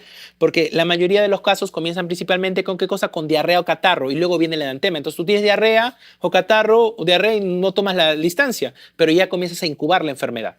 Luego, cuando comienza la diarrea o el catarro, el paciente comienza a tener edantema primero en toda la boca. La diferencia clínica entre el mano pie boca y la herpangina es que las vesículas del mano pie boca están ubicadas en la zona anterior de la boca, exactamente en la mucosa anterior, como ustedes pueden ver en la imagen. O sea, levantas el labio y encuentras las vesículas. Pero en la herpangina las lesiones están ubicadas en la fosa posterior. Esa es una diferencia semiológica. Ya. En segundo lugar, luego del mano pie boca, luego viene lo que corresponde a la generalización y luego aparece la famosa onicomadesis. Como ustedes pueden ver acá en la imagen, van a ver principalmente que la zona de la cutícula con la lúnula se está despegando y literalmente así ocurre, se pierden todas las uñas. ¿Estamos de acuerdo? Todas las uñas. Molesta, no es que duela, pero molesta bastante, ¿no? Entonces, literalmente, tanto de la mano como de los pies. Las complicaciones, la romboencefalitis, la insuficiencia cardíaca, la megaséptica, la hemorragia pulmonar, pero me gustaría que más tuvieran en cuenta la parálisis flácida y la romboencefalitis. Estas complicaciones están asociadas principalmente al serotipo A71 y esta es la razón por lo que en algunos países como en China, donde es más se ha estudiado con mano pie boca, se están preparando vacunas contra esta enfermedad, ¿no? Sin embargo, pues en nuestro medio sigue siendo algo bastante común. Muy bien, vamos. Lactante varón de 2 años y 3 meses que desde 5 días presenta dolor abdominal. Diarrea con moco y sangre. Se acabó. Muy bien, entonces ya ustedes están viendo. Si es un paciente que es un lactante y que tiene una diarrea aguda de 5 días, porque es aguda, entonces dices disentérica. Puede ser un Campylobacter. Más raro sería que fuera una Shigella. ¿No? Vamos a ver. Se aprecia muy decaído, pálido y con discreto edema en párpado. Ah, la cosa cambia. Porque nos están diciendo que el paciente tenía una diarrea disentérica, ¿ya? Y luego de 5 días, mira lo que me presenta. Me presenta palidez, o sea, puede haber anemia. Me dice que el paciente no orinó en las últimas 12 horas y tiene edema en párpados. ¿Eso qué puede ser? Falla renal. Y cuando me dan el examen de laboratorio, me dicen que a pesar de estar hidratado, no lógicamente, y a pesar de estar tomando agua, no está miccionando. ¿Estamos de acuerdo? Ok. Y me dan una hemoglobina, donde el laboratorio hay hemoglobina de 9. Y miren, si para ustedes la creatinina, con su cantidad de masa muscular 1.2, 1.1 es lo tolerable, imagínense qué será para un niño de 2 años tener creatinina de 2. Entonces es una falla renal clara. Entonces, dentro de todas estas características, ¿cuál es la famosa complicación de las famosas diarreas, dicen de algunas diarreas entéricas, que luego a partir de entre los 7 a 10 días generalmente se caracterizan por presentar anemia hemolítica microangiopática, ¿no? Plaquetopenia, pero no por destrucción, sino por consumo, más falla renal, síndrome urémico hemolítico, el famoso SHU. Es un caso de SHU. El síndrome urémico hemolítico es un cuadro que se asocia a estas 3 cosas, ¿ya? Recuerden ustedes que acá el cuadro no es Kunz positivo, porque el problema no es autoinmune, sino el problema es que los glóbulos rojos cambian de forma. Esos glóbulos rojos que son esquistocitos. Entonces tenemos la anemia hemolítica microangiopática. Y la característica es los famosos eritrocitos crenados o esquistocitos. Tienes una plaquetopenia por consumo y tienes falla renal. Y la falla renal en pediatría es oliguanuria con aumento de creatinina. ¿Listo? ¿Estamos de acuerdo? Ok. El síndrome hemolítico tiene 2 formas de presentación. Miren, lo que les voy a decir es lo clásico, pero esto ya cambió. Pero para fines de examen, considero que es la forma clásica, porque la clasificación actual del síndrome urémico hemolítico es más complicado porque tiene que ver con causas congénitas. Se dice que la causa del síndrome urémico hemolítico tiene que ver principalmente con algunas toxinas, como la toxina Shiga, como la toxina de la E. coli 157H7, que son las encargadas de producir este cuadro, y otros dicen que tiene que ver con el consumo de antibióticos en circunstancias que no se deberían consumir. ¿Estamos de acuerdo? Para fines prácticos, ustedes consideren síndrome urémico hemolítico en todo paciente con diarrea disentérica, que luego viene con anemia, falla renal y plaquetopenia, hacia secas. Y en el manejo, ¿qué van a hacer ustedes? Retirar el antibiótico, van a tener cuidado con hidratar de más al paciente, porque el problema no es que esté deshidratado, el problema es que el riñón no está filtrando. Si ustedes lo hidratan más, ¿qué va a pasar? El paciente se va a congestionar, bajan la hidratación, y lógicamente lo que van a hacer es monitorizar nada más la función renal y van a tratar de forzar la diuresis, ¿no? Dando en todo caso diuréticos. Pero el síndrome hemolítico tiene diferentes formas de presentación. Hay una presentación que se llama típica y otra presentación que se llama atípica. La que ustedes ven en el examen es la famosa típica, la que se dice D positivo. ¿Por qué? Porque es aquella que ocurre precedido de un cuadro de diarrea disentérica en un paciente de 1 a 5 años, que nunca va a la UCI, que tiene una falla renal transitoria y que es un paciente que nunca recetó diálisis ni menos algún medicamento en sí. Todo bien. En cambio, la atípica ocurre en un paciente menor de 1 año o más de 5, esa es una. 2 son pacientes que sí convulsionan. 3 son pacientes que sí requieren diálisis. La diálisis de preferencia en el síndrome urémico hemolítico es la diálisis peritoneal antes que la hemodiálisis. Son pacientes que debido a su complejidad no están asociados a un cuadro de diarrea disentérica previa. Por eso le dicen atípico. Entonces, doctor, ¿cuándo yo sospecharía de un síndrome urémico hemolítico atípico? Cuando hay antecedentes de neumocosemia. Los neumococos pueden generar SHU atípico. ¿Qué más puedes tener? Las causas virales. Protozoarios pueden causar el cáncer de síndrome urémico hemolítico de características atípicas. Y ellos no tienen antecedentes de diarrea disentérica. Y el mecanismo más agresivo, por lo que se usa un anticuerpo para el tratamiento, que es el famoso eculizumab. El eculizumab es tratamiento en el SHU atípico. ¿Ya? Siempre les han preguntado por el típico. Ya no creo que les pregunten por el atípico, pero sería bueno que lo tengan presente. ¿Estamos de acuerdo? Ok. Recuerden ustedes entonces en un síndrome hemolítico, ¿qué cosa van a hacer?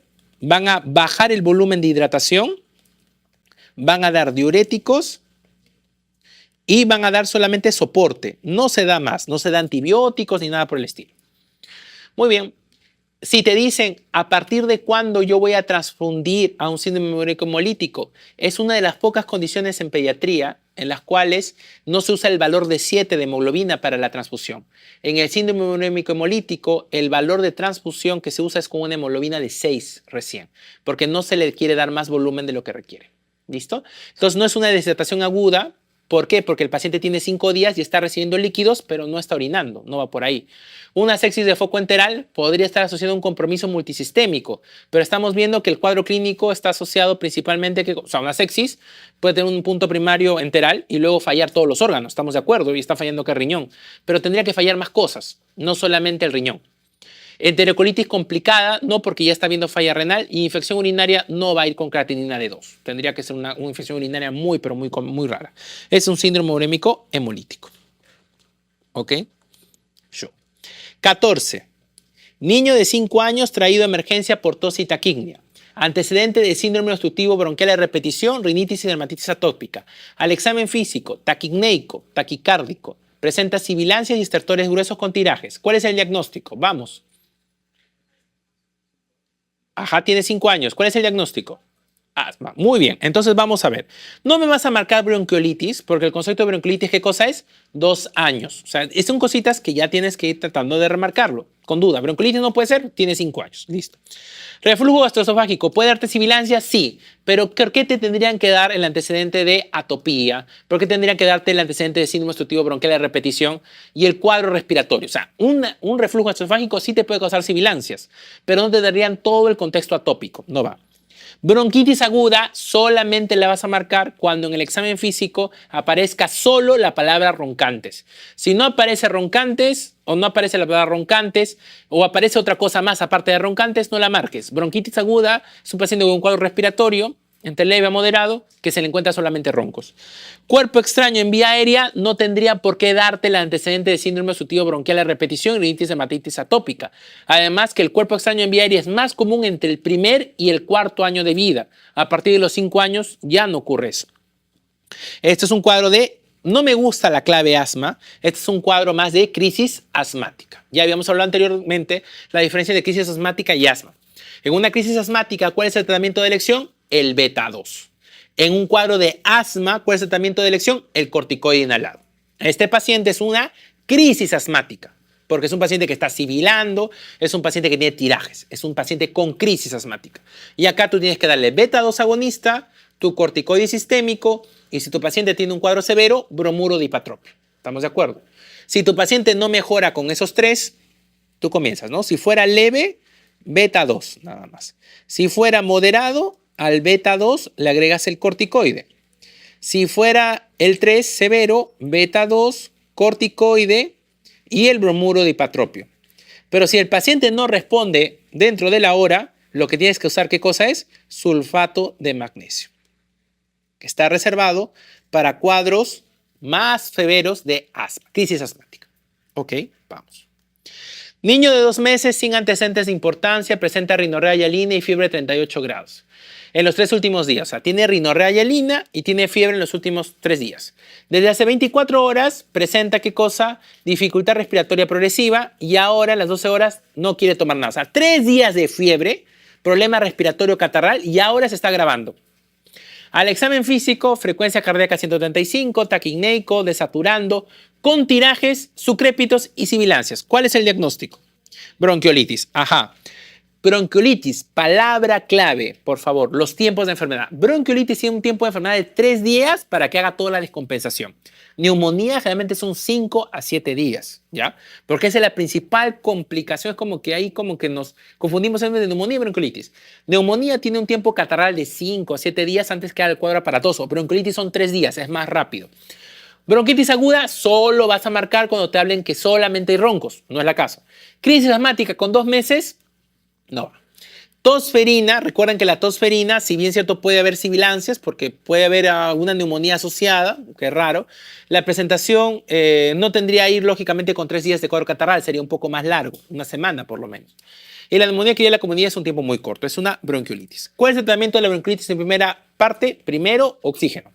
Ver cómo satura tu paciente. Si estás al nivel del mar, o sea, en menos de 2.500 metros sobre el nivel del mar, la saturación como mínimo, a punto de corte, puede estar entre 94 y 92% en ese barco. Pero si tú tienes un paciente que está a más de 2.500 metros sobre el nivel del mar, el punto de corte para la saturación está entre 85 a 88%. ¿Estamos de acuerdo? De acuerdo a la parte clínica. En segundo lugar, en la bronquiolitis, ¿qué es importante? Tratar de despejar las vías aéreas. Eso implica, ¿qué cosa? Manejar las secreciones. ¿Cómo se manejan las secreciones? Con nebulización. ¿Cuál es la nebulización que está aprobada en bronquiolitis? La nebulización con suero fisiológico. No la del 3%, sino la del 0.9%. Si ustedes en el internado o en alguna actividad han visto 3%, es porque algunos prefieren el 3, otros el 9. Pero para fines de la guía del ministerio, su nebulización fisiológica con 0.9%. Y lo tercero que es importante es ¿qué cosa? La hidratación. Un paciente con bronquiolitis no puede ingerir leche porque se va a aspirar por la frecuencia respiratoria. Entonces, ¿qué se hace? Se da una hidratación. La hidratación que se da, el volumen total, se da entre 150 a 180 cc por kilo por día. ¿Estamos de acuerdo? En la bronquiolitis existe un acápite especial que es el uso del salbutamol o el famoso beta 2 agonista. El beta 2 agonista, el corticoide, el bromuro y cualquier cosa más adicional no está aprobado en el manejo de bronquiolitis porque no tiene razón en la explicación fisiopatológica. ¿Estamos de acuerdo? ¿Ya? Pero sí existe un acápite con el beta 2. Si tú tienes un paciente con bronquiolitis severa, ¿estamos de acuerdo? Y el paciente no mejora y tú le pones salbutamol y el paciente responde, el diagnóstico deja de llamarse bronquiolitis, se llama bronquiolitis aguda, o bronquiolitis crónica, ¿no? Bronquiolitis más respuesta terapéutica positiva a salbutamol. O sea, no es que el salbutamol o el beta 2 agonista es tratamiento de la bronquiolitis, no, sino que se dice que hay cuadros de hiperreactividad bronquial transitorios donde el salbutamol podría ayudar bastante. ¿Estamos de acuerdo? Entonces, salbutamol podría darse, pero solamente como prueba terapéutica positiva. Pero el tratamiento de elección, la base, ¿qué cosa es? Oxígeno, despeja vía aérea y hidrata a tu paciente. Nada de antibióticos, nada de corticoides y la posibilidad del beta 2 solamente en casos severos se le pone una dosis. Si hay mejoría, queda. Si no hay mejoría, lo sacas. ¿Estamos de acuerdo? Ok. Ya.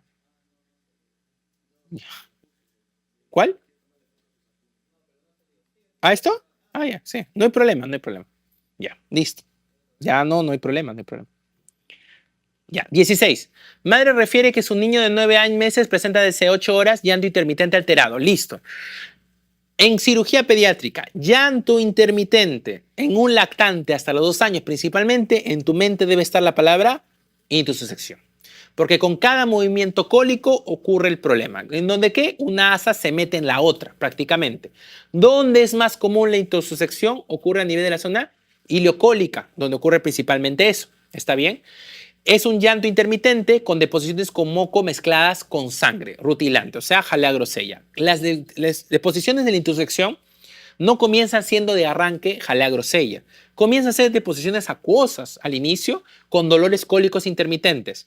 Conforme se vaya encarcerando más y conforme se vaya metiendo más, ocurre la necrosis. Y al necrosarse, la pared comienza a ulcerarse y comienza a lesionarse. Y ahí es donde comienzan recién las deposiciones con sangre.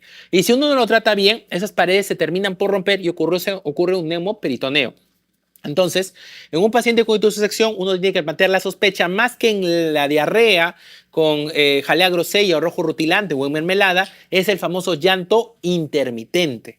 Un llanto intermitente constante, ¿no? Es un paciente que en este caso ya tiene deposiciones con moco mezclada con sangre rutilante. Al examen tiene una masa palpable en fosa ilíaca derecha. En radiografía, en el abdomen hay ausencia de gas en el colon y distensión del intestino delgado. ¿Por qué? Porque las asas se han encarcerado justamente entre el intestino delgado y el colon. Por eso es que no hay nada en el colon porque todo está atrapado ahí y lo que está en el intestino delgado sí está distendido. O sea, no hay hay una obstrucción. ¿Cuál es el diagnóstico probable? Intussusección. ¿Estamos de acuerdo? Recuerden ustedes que en la intussusección, un método de diagnóstico de apoyo es la famosa ecografía. En la ecografía, ¿qué vamos a observar? La famosa signo de Diana, el famoso signo de salchicha, el famoso signo de chorizo. ¿Estamos de acuerdo? Ok. ¿Qué dice la literatura? Si tú tienes un paciente con clínica de intussusección y tú le palpas la masa en la fosa ilíaca derecha, no necesitas hacerle ecografía. De frente lo puedes operar. Dice, hacerle una láparo.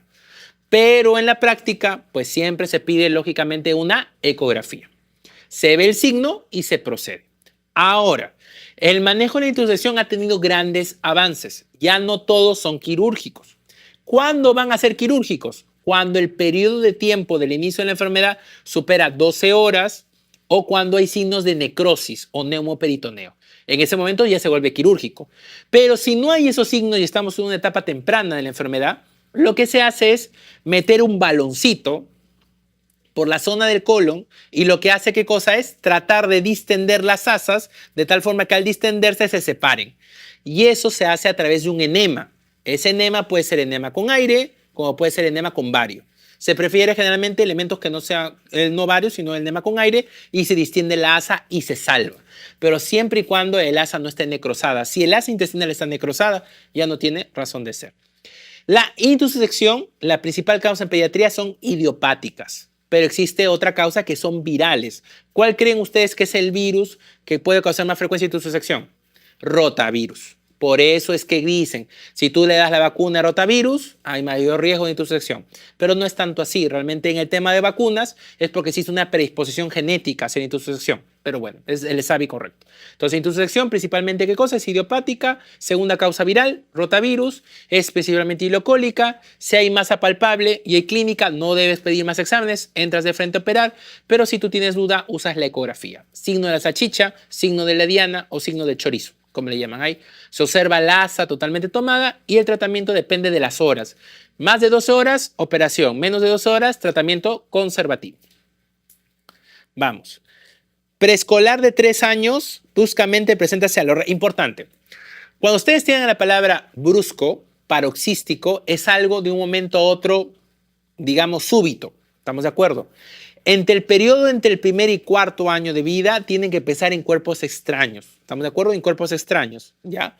Cuando ocurre durante la noche, no van a pensar en un cuerpo extraño, van a pensar en cruque espasmódico, a veces como una causa de esto, ¿ya? Este paciente es un paciente que presenta de manera brusca cialorrea, broncorrea, diarrea y sudoración profusa, o sea, síntomas colinérgicos. Antecedente de haber pasado en una zona agrícola, listo. Al examen hay diaforesis, hay fasciculaciones y se encuentra irritable. ¿Cuál sería la sospecha de intoxicación? Muy bien, eso ya ustedes lo saben, pero clásico, ¿no? El organofosforado, ¿qué cosa es? Lo que evita es inhibe la acetilcolinesterasa. ¿Y qué hace la acetilcolinesterasa? Muy bien, degrada la acetilcolina. Al yo inhibir el degradador, voy a hacer que haya más acetilcolina en la sangre. Por lo tanto, el paciente hace las clínicas muscarínicas, nicotínicas, síntomas neurológicos. ¿Estamos de acuerdo?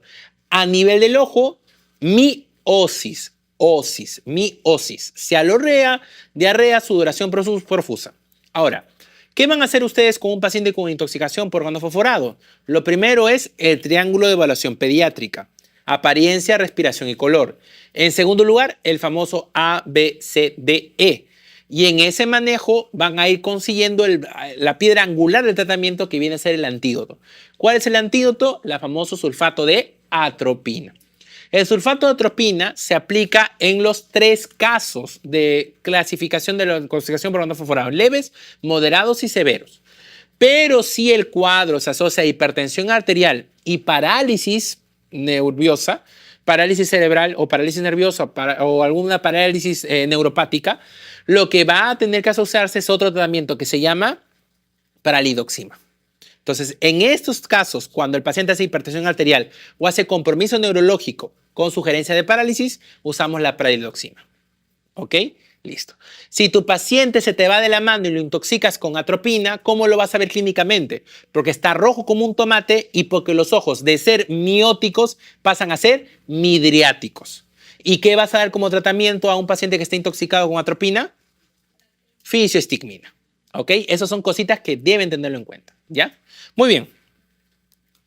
Escolar de 12 años consume alimentos en la puerta del colegio, toma agua sin hervir, tiene malos hábitos higiénicos y vacunación incompleta. Esto es una pregunta que se ha formulado en el año 2020. ¿Ya? Esta pregunta ya nos ayudaba a presentar lo que iba a pasar después. Consulta por presentar hace 2 días fiebre, discreto dolor abdominal y orina colúrica. ¿Cuál es el diagnóstico? Hepatitis A, perfecto. Leptospirosis, no hay el contacto clínico pues de gasfitería, caído al campo, contacto con orina de ratón, no hay. Fiebre tifoidea, el periodo es muy rápido para plantear estos síntomas. Y brucelosis, no hay el contacto con la famosa leche o queso de cabra, la gran imitadora, ¿no? Es una hepatitis A. ¿Por qué es importante hacer la vacunación incompleta? Porque a partir del 2022, la hepatitis A forma parte del calendario nacional de vacunación, solamente una dosis, que se lo van a colocar a los 15 meses de edad. ¿Estamos de acuerdo? Entonces se ha visto que las vacunas de hepatitis A lo que evitan es que en la etapa adolescente y joven se produzcan cuadros severos de la enfermedad. En cambio, en población pediátrica se ha visto que no tanto. ¿Listo? Hepatitis A. ¿Qué deben tener en cuenta? Transmisión fecal oral, literalmente, es fecal oral. Segundo, tiene 2 periodos clínicos. Una parte en la cual va a ser no citopática, en la cual el paciente incuba y va replicando el virus constantemente, en donde comienza a haber una inflamación ligera, pero no viene a haber síntomas. Esa es una fase que se llama anictérica. Luego de eso viene la fase citopática, donde las transaminasas ya tienen un valor más marcado. Las transaminasas en la hepatitis A suelen superar el valor de 1000. Es bien raro que una hepatitis A no tenga TGP más de 1000. Todas tienen más de 1000. Si ustedes ponen un caso clínico con TGP más de 2000, más de 1000 y el cuadro epidemiológico como está, hepatitis A sin lugar a duda. Si es menos de 1000 y tiene un paciente un cuadro de hepatopatía, puedes pensar en causa medicamentosa, otro virus asociado, pero hepatitis hipertransaminasemia. Y ahí recién se vuelven ictéricos. Los ictéricos no se presentan en el 100% de los casos, solamente un 20-30% llegan hasta esa fase. El tratamiento solamente soporte, le vas a dar hidratación y si hay fiebre, pues no le vas a dar paracetamol porque el paracetamol se metaboliza a nivel del hígado, ¿estamos de acuerdo?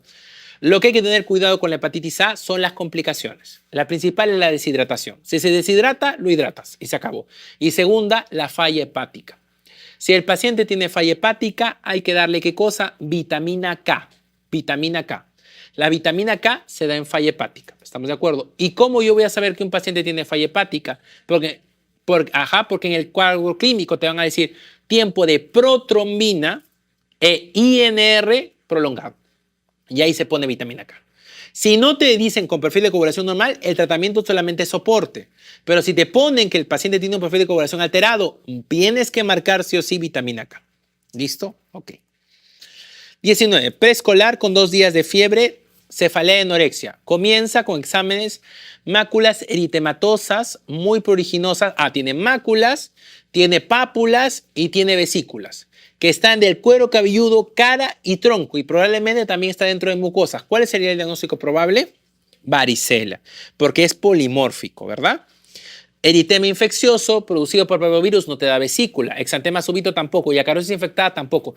La acarosis en pediatría, que a veces puede confundirse con la varicela, es muy raro que llegue a cuero cabelludo. Es muy raro.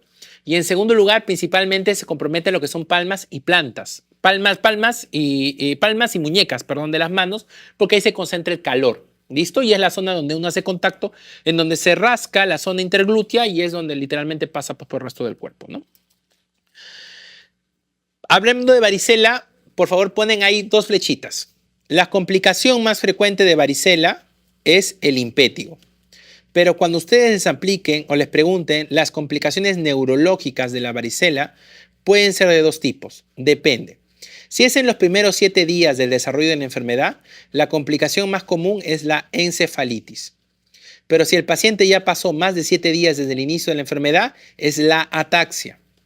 En el tratamiento de la encefalitis por varicela, el tratamiento es aciclovir más corticoide. Pero en el paciente con ataxia, el tratamiento solamente es corticoide. Porque el aciclovir solamente tiene efectividad en la primera etapa de la enfermedad. ¿Y por qué digo esto? Porque eso también nos explica por qué la vacuna se puede dar de manera profiláctica en los pacientes expuestos en varicela. Los pacientes con contacto intradomiciliario, pacientes menores de 1 año o pacientes hospitalizados donde hay un contacto con varicela, se puede dar la vacuna antes del año, que es lo que se recomienda en la guía. Se puede dar de los 9 meses, pero solo se ha tenido una exposición máxima de 72 horas. Si ya pasó más de 72 horas desde que estuvo expuesto el paciente al contacto índice, no tiene sentido darle la vacuna porque ya se generó el inmunocomplejo. ¿Por qué al final nosotros damos la vacuna o por qué tenemos miedo o tratamos la varicela en este grupo? Porque en las varicelas les gusta hacer vasculitis y los pacientes pueden hacer secuelas. Pero la respuesta solamente de la aciclovir y de la vacuna ocurre en el primer proceso, en la primera parte de la enfermedad. Si tú en la primera parte de la enfermedad no le diste, no sirve de nada que le des ahora. 72 horas como máximo. ¿Estamos de acuerdo? Ok. Vamos. Escolar de 8 años presenta desde hace 7 días dolor en rodillas, dolor abdominal difuso y petequias en miembros inferiores, con antecedente de cuadro respiratorio alto hace 3 días. Varón, cuadro respiratorio, ya tenemos aquí. Púrpura palpable, simétrica en miembros inferiores, edema subcutáneo en dorso de las manos y pies, al examen de orina, hematuria microscópica. ¿Cuál es el diagnóstico probable? Muy bien, o llamado púrpura de Heno-Schönlein, o llamado también púrpura anafilactoide, o llamado también vasculitis por IgA, como la conocen. Recuerden ustedes que el contexto epidemiológico del Heno-Schönlein, que es la vasculitis más frecuente, por decirlo así, en pediatría, es el famoso, puede ser varón o mujer, pero un poquito más en varón, dice, que ha tenido un cuadro respiratorio previo y que entre 2 a 3 semanas comienza a presentar una clínica. La clínica obligada que debe presentar todos los pacientes con Heno, ojo, obligada, pero no significa que comience con eso, sino que tiene que estar presente, es la púrpura palpable. Cuando te pongan el examen, púrpuras palpables, lesiones equimóticas, ¿no? Que comienzan en miembros inferiores, eso ya te habla del criterio principal del Heno. Tú no puedes marcar Heno si no te hablan de lesiones purpúricas o lesiones maculares o cualquier cosa que te haga pensar que es una púrpura palpable en miembros inferiores. Puede ir hasta la cabeza, pero tiene que comenzar sí o sí en extremidades. ¿Listo? Ok. A la púrpura palpable, que suele ser el primer signo también y el que debe estar siempre, pues se asocian otros signos. La púrpura palpable es el criterio principal. A esto se le asocia la presencia de 2 de los siguientes 4 criterios. El primero, ¿qué cosas son? Las famosas artralgias. Las artralgias, al igual que las púrpuras, comienzan en miembros inferiores. La mayoría de pacientes cursa con artralgias, pero un 15% pueden comenzar con artralgias y luego recién hacer la púrpura. ¿Estamos de acuerdo? El segundo criterio es el famoso dolor abdominal. El 80% de los pacientes con Henoch lo presentan, pero hasta un 10% pueden comenzar con dolor abdominal y luego recién hacer la púrpura. ¿Estamos de acuerdo? El dolor abdominal puede preceder hasta 15 días el desarrollo de la púrpura. El tercer criterio, ¿cuál es? La famosa falla renal, que se caracteriza por ¿qué cosa? Por microhematuria, ¿ya? Más proteinuria no nefrótica. No nefrótica. ¿Estamos de acuerdo? ¿Ok? Y el tercer criterio es la famosa biopsia, en lo que se va a encontrar ¿qué cosa es? Depósito de IgA. Cuando tú tienes la púrpura palpable más 2 de los 4 criterios, tú dices que es una púrpura de Henoch. Y este paciente lo cumple. Dolor en rodillas, dolor abdominal y tiene la púrpura palpable. Y tiene el examen de orina. Se acabó. Lo único que le faltaba, ¿qué cosa era? La biopsia. El tratamiento en el Henoch es ambulatorio. No todos los Henoch se hospitalizan. Los Henoch que se hospitalizan son los que tienen demasiado dolor articular o comienzan a tener falla renal. Doctor, ¿y qué cosa le doy? ¿Corticoide? ¿Ácido acetilsalicílico? No le das nada, solamente soporte. El paciente solito mejora. ¿Estamos de acuerdo? Existen una cantidad de Henoch que recaen, pero ya esos son factores de recurrencia que está asociado a otra cosa. Entonces, un caso de Henoch. Enfermedad de Kawasaki no puede ser, porque ¿en qué momento me ponen la fiebre? Si no hay fiebre, no es Kawasaki. Arteritis de Takayasu, o sea, tendríamos que tener pues la ausencia del pulso, ¿no? Entonces una vasculitis grande tampoco no va por ahí. Poliarteritis nodosa cutánea es un compromiso, una vasculitis de medianos vasos, ¿no? Callado aórtico, muy raro en pediatría. Vasculitis urticarial tiene que ver con la urticaria cuando está acompañado de inflamación o cuando comienza. Es la urticaria acompañado de aumento de volumen de las articulaciones. Vasculitis leucocitoclástica también la conocen. O la urticaria vasculítica, ¿no? Cuando es urticaria, los sabones y hay aumento de volumen en las articulaciones. Pero esto no es. Es una púrpura de Henoch. Sí.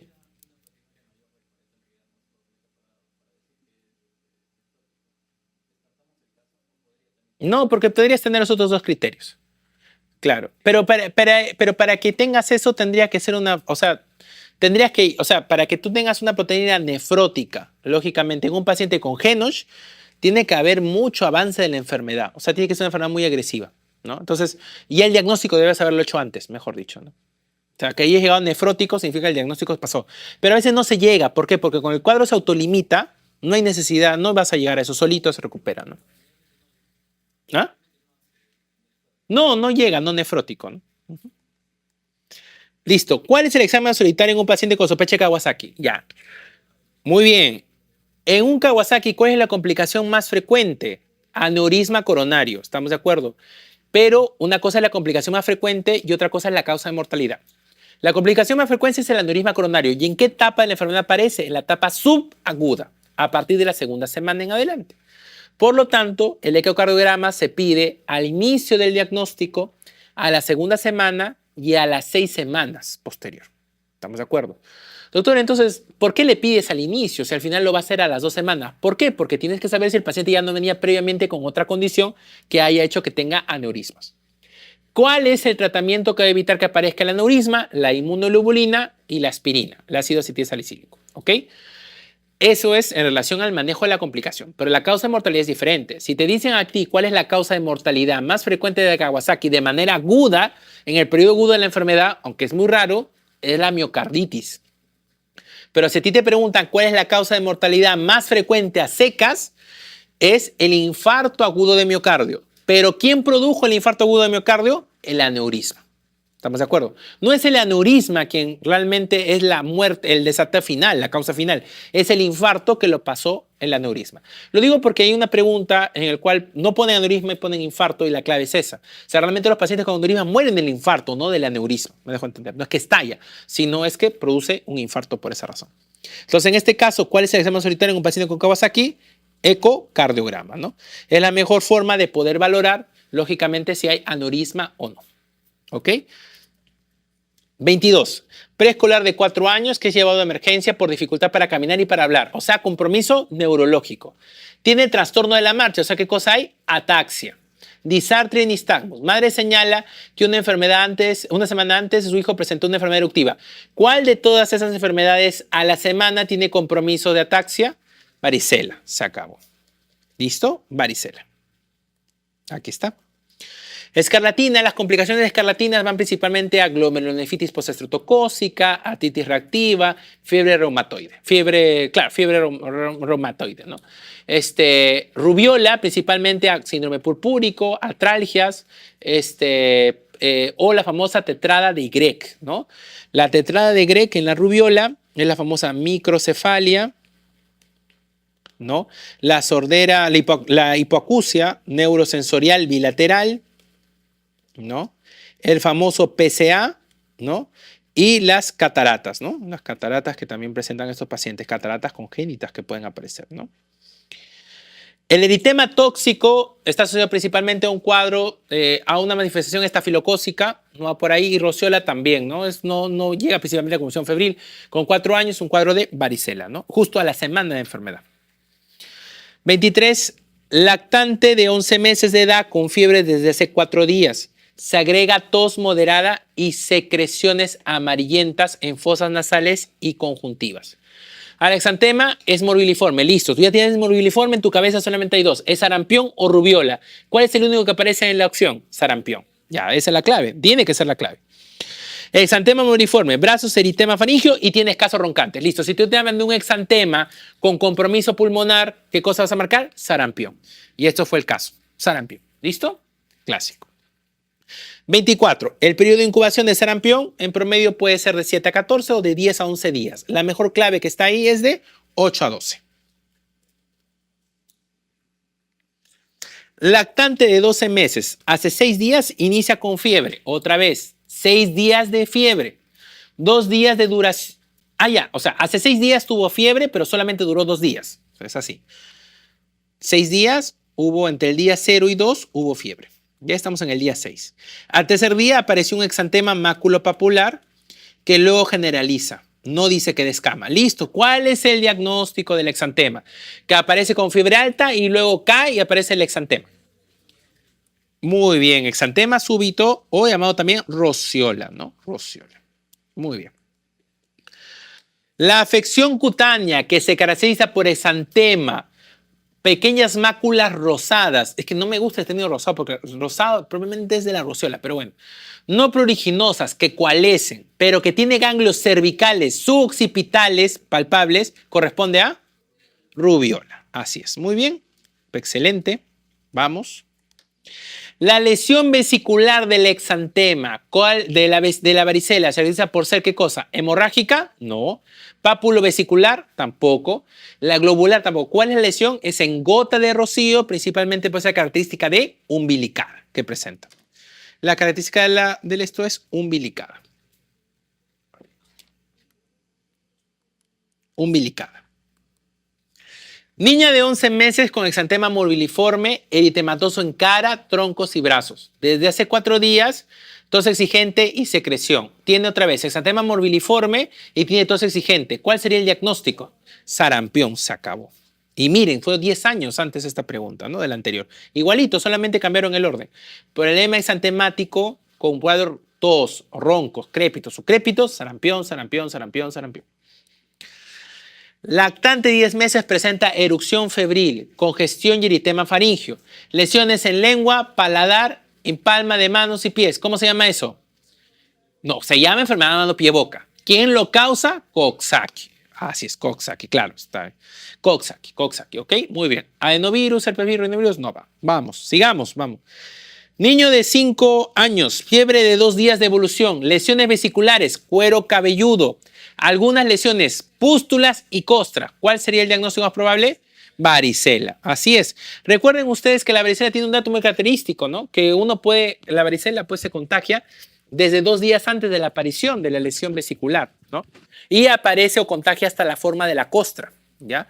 Las lesiones vesiculares pruriginosas, que son cefalocaudales, que comprometen a mucosas, son características de la varicela. Impétigo, las lesiones son bien raros que sean localizadas en cuero cabelludo porque son especialmente en zonas de exposición. Buloso, no buloso, pero igual pues hay costra. Escarlatina, con vesícula no hay forma. Herpes simple, que va a cuello cabelludo, sería algo rarísimo, ¿no? Sarampión con vesícula tampoco, así que esto es varicela. 31. Un niño desde hace 10 días padece de fiebre alta. Listo. Fiebre alta. Conjuntivitis bilateral. O sea, tengo fiebre alta y ahora tengo conjuntivitis. ¿Qué más tengo? Eritema palmar, labios hiperémicos. O sea, tengo enantema, lengua en fresa, ¿no? Lengua en fresa, cambios en la mucosa. Entonces, acá tenemos enantema. Ok. Linfoadenopatía. Ok, vamos bien. Y hoy la fiebre disminuye, pero aparece descamación de los dedos, o sea, hay cambio en extremidades. Listo. ¿Cómo se llama la enfermedad exantemática? En donde hay fiebre por lo menos 5 días y se agrupa 4 de 5 criterios. Kawasaki. Así es, ¿no? Muy bien, Kawasaki. Y es un dato muy importante esta pregunta, porque en el Kawasaki, recuerden ustedes que tienen 10 días para tratar al paciente, como lo dijimos la vez pasada, 10 días para tratarlo. ¿Y cuál es el signo clínico que te hace ver que el paciente ya está iniciando, o cuál es el inicio que pone, cuál es el signo que te hace ver el punto de partida del Kawasaki? La fiebre. Desde el día que comienza a arrancar fiebre, tienes que contar 10 días para tratarlo. ¿Y cuál es el signo clínico que te hace ver que ya estás llegando a la parte final de los 10 días? La descamación de los miembros, de las manos y de los pies. Cuando comienza la descamación, es que estás ya por lo menos entre el día 7, 8 en adelante. Entonces tienes que correr. Porque un niño que viene con 2 días de fiebre, viene de emergencia, le das un antipirético y se acabó. Pero si viene con 5 o 6 días de fiebre, consigues la inmunoglobulina, el ácido acetilsalicílico, se lo aplica y todo, demora, ¿no?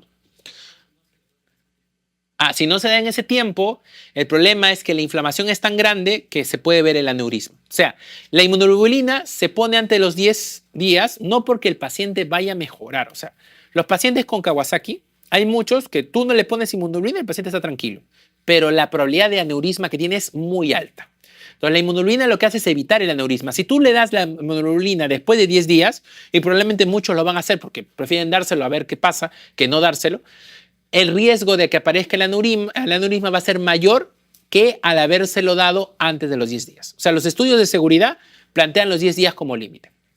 Y no solamente la inmunoglobulina, sino el ácido acetilsalicílico. ¿Estamos de acuerdo? Ok.